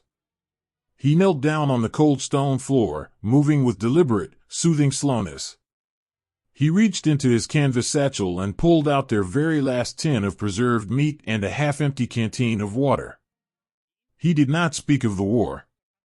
He did not speak of the front lines or the falling sky. He gently pressed the tin into the old man's trembling hands. "Please," the young commander whispered, his voice soft and raspy from the dust. "You must eat. We have enough. The night will be cold, and you must keep your strength." The old woman reached out, her hand fragile and entirely beautiful in its frailty, and gently touched the cheek of the young loader kneeling beside his commander. Her thumb brushed away a streak of black engine grease. It was a mother's touch, entirely pure and overflowing with a quiet, breaking sorrow for the lost youth of the boy before her. In that dim, dusty cellar, beneath the ruins of a crumbling street, the soldiers and the civilians shared a profound, wordless communion. They were just people, clinging to the fragile threads of humanity, finding a fleeting, beautiful grace in the act of sharing a simple meal in the dark. When they retreated back to the shell of the ruined parlor above, the twilight had deepened into a rich, bruised purple. The roof of the house was gone, leaving the room open to the evening sky. The fading light cast long, soft shadows across the debris, turning the broken furniture and the scattered books into a landscape of quiet melancholy. A young radio operator found an upright piano leaning against the surviving wall. The wood was deeply scarred, the keys covered in a thick layer of plaster dust. He did not play a grand, triumphant march. He reached out with one trembling, dirty finger and gently pressed a single, white key.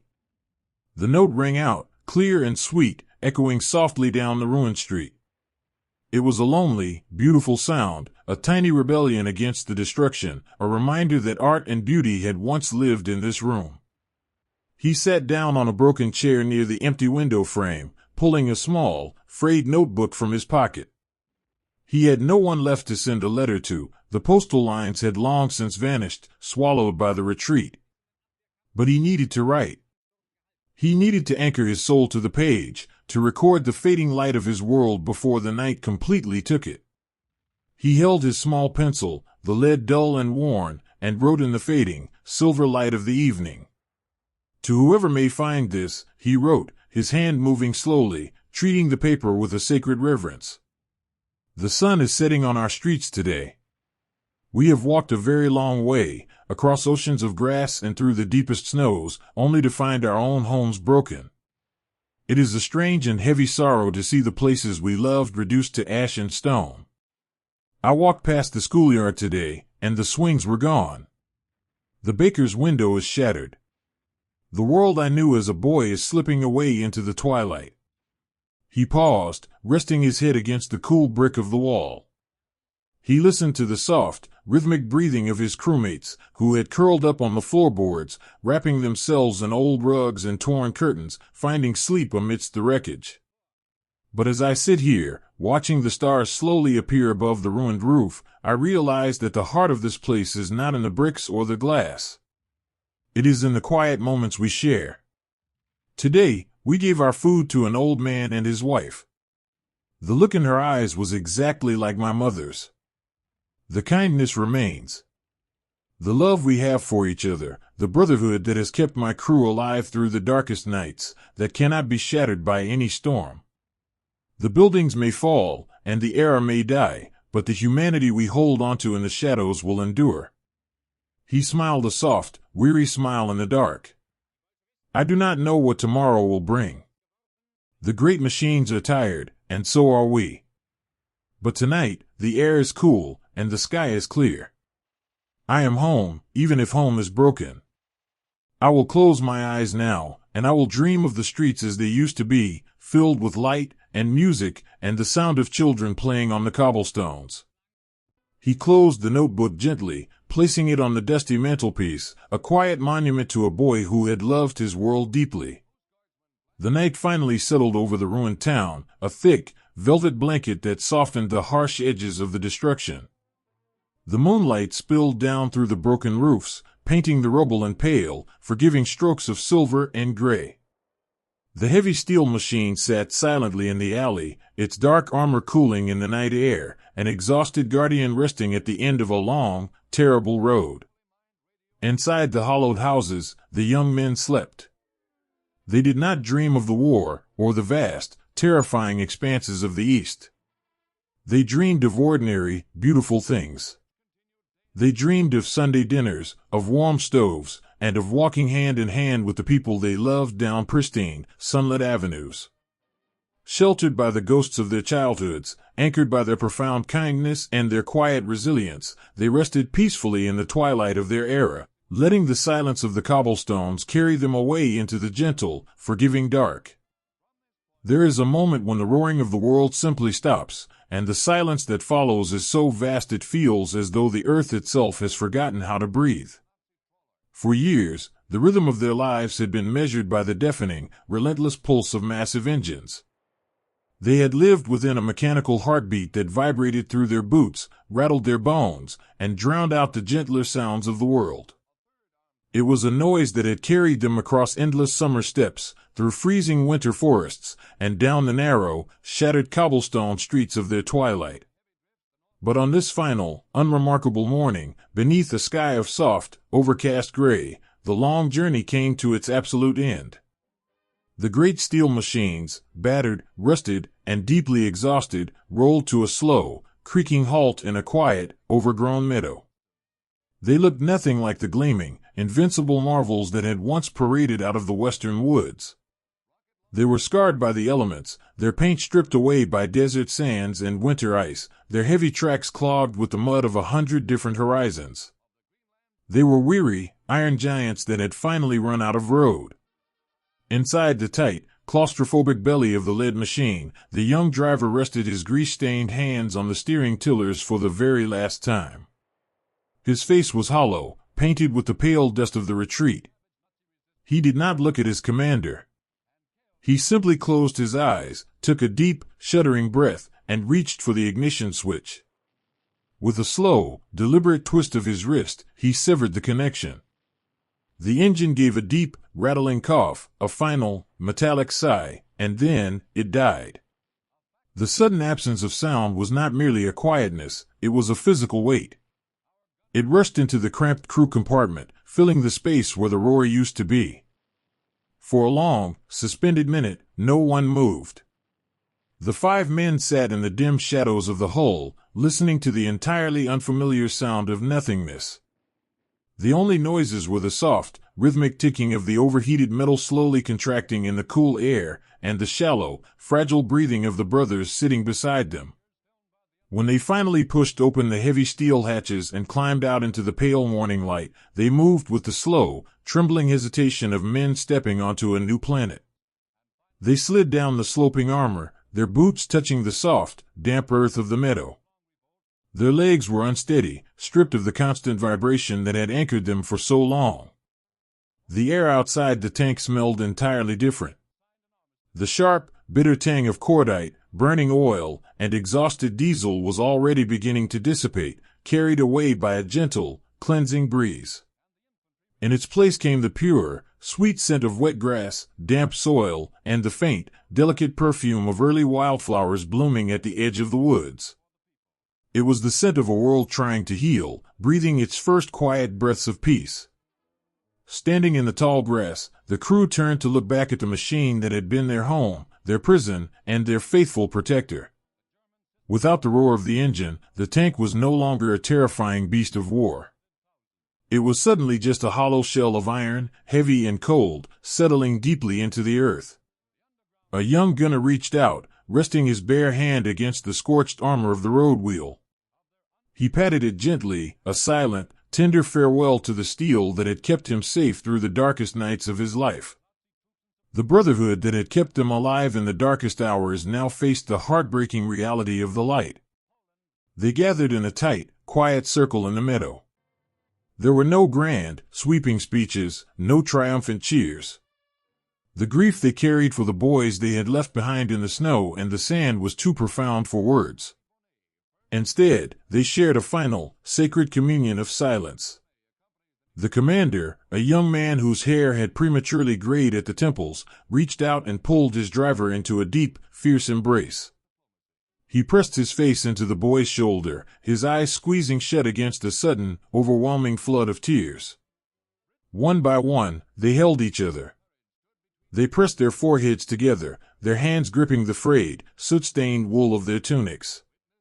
In those lingering, desperate embraces, they poured all their unspoken love, their shared terror, and their profound gratitude into one another. They were brothers forged in an unimaginably dark fire, and though they were now walking away into the peace, they knew that a piece of their souls would always remain sitting shoulder to shoulder in the dark. The walk home was a strange, ghostly pilgrimage. They shed the heavy, black jackets that marked them as soldiers of a dying era, trading them for whatever civilian clothes they could scavenge, a faded flannel shirt, a worn woolen sweater, a simple cloth cap. They became wanderers, carrying small canvas rucksacks filled with nothing but a tin cup, a frayed blanket, and a heart heavy with memories. As they walked down the quiet, winding dirt roads, the world felt impossibly large and incredibly vulnerable. They flinched at the sudden, innocent snap of a dry branch in the woods. They instinctively looked to the sky for shadows that were no longer there. But slowly, with each passing day, the tight, terrified knot in their chests began to loosen. They began to hear the beautiful, ordinary symphony of the world again, the cheerful, bubbling rush of a clear stream over river stones, the wind whispering gently through the leaves of ancient oak trees, and the sweet, melodic songs of sparrows calling from the hedgerows. During one of these long, peaceful afternoons, a weary radio operator stopped to rest beneath the wide, sheltering canopy of a weeping willow tree.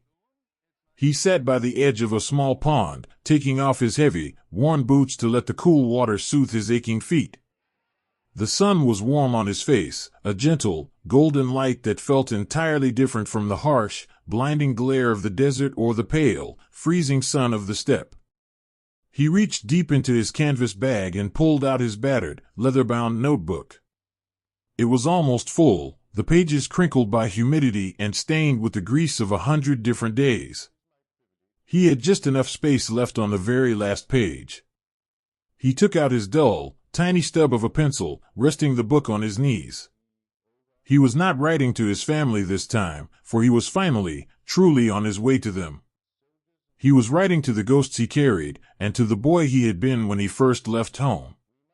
My dearest friends, his pencil scratched softly, the sound harmonizing with the gentle rustle of the willow branches. The engines are finally quiet. I am sitting by a pond, and the only sound I hear is the water moving over the stones. It is so beautiful here, so perfectly still. I wish, with every beat of my heart, that you could sit here beside me and feel the warmth of the sun on your faces once more. He paused, a single tear slipping down his cheek, tracing a clean path through the lingering dust. He did not wipe it away. He let it fall onto the page, a tiny, watery tribute to the empty seats in the dark. I carry you with me, he continued, his handwriting slow and reverent. Every step I take toward the west, I am taking for you. I see the green shoots coming up through the ash of the fields, and I know that the world is stubbornly, beautifully trying to live again. We survived the winter, my brothers. The ice has melted. The dark pines are far behind us. I am walking home, and I am holding the memory of your laughter like a lantern to guide my way. Rest now in the quiet places. The storm has passed. He closed the notebook for the final time, tying the leather strap tightly around it. He slipped it into his bag, a completed chapter of a heavy life, safely stored away. Behind them, scattered across the vast landscapes of Europe, the great steel machines were left to the mercy of the elements. Without the men to tend to them, they began their slow, beautiful surrender to the earth.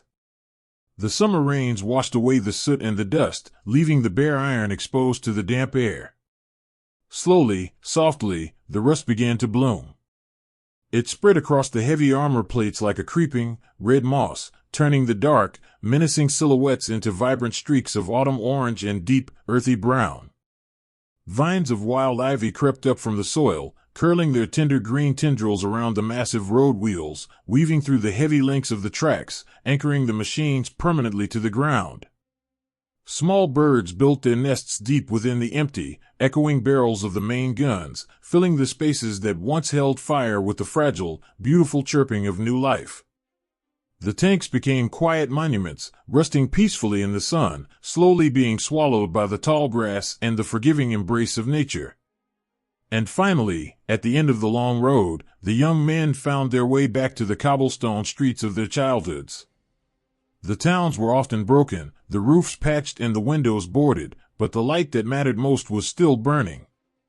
A young driver, his face thin and weary, walked slowly up the garden path of a small, familiar house. His heart hammered in his chest, louder than any engine he had ever heard. He raised a trembling hand and knocked softly on the wooden door. When it opened, and the fragile, tear-streaked face of his mother appeared in the doorway, the entire, terrible weight of the years simply evaporated. He fell into her arms, sinking into the deep, warm scent of lavender and old wool, burying his face in her shoulder as she held him with a fierce, unbreakable love. That night, for the first time in an eternity, the young man lay down on a soft feather mattress. He pulled a thick, clean quilt up to his chin. There was no iron wall pressing against his shoulder. There was no suffocating smell of oil, no deafening roar, no paralyzing fear of the unseen sky. There was only the quiet, steady ticking of the grandfather clock in the hallway, and the soft, gentle sound of the rain falling peacefully against the glass of a whole, unbroken window. He closed his eyes, taking a long, deep breath of the cool, clean air. The ghosts of his past gathered around him, not as terrifying specters, but as quiet, comforting guardians standing watch in the corners of his room. He surrendered his weariness to the soft bed, letting the profound, beautiful silence wash over his soul. The journey was over. The engines were sleeping. And as he drifted away into a deep, dreamless rest, he took his first, fragile steps into the gentle, enduring promise of the peace.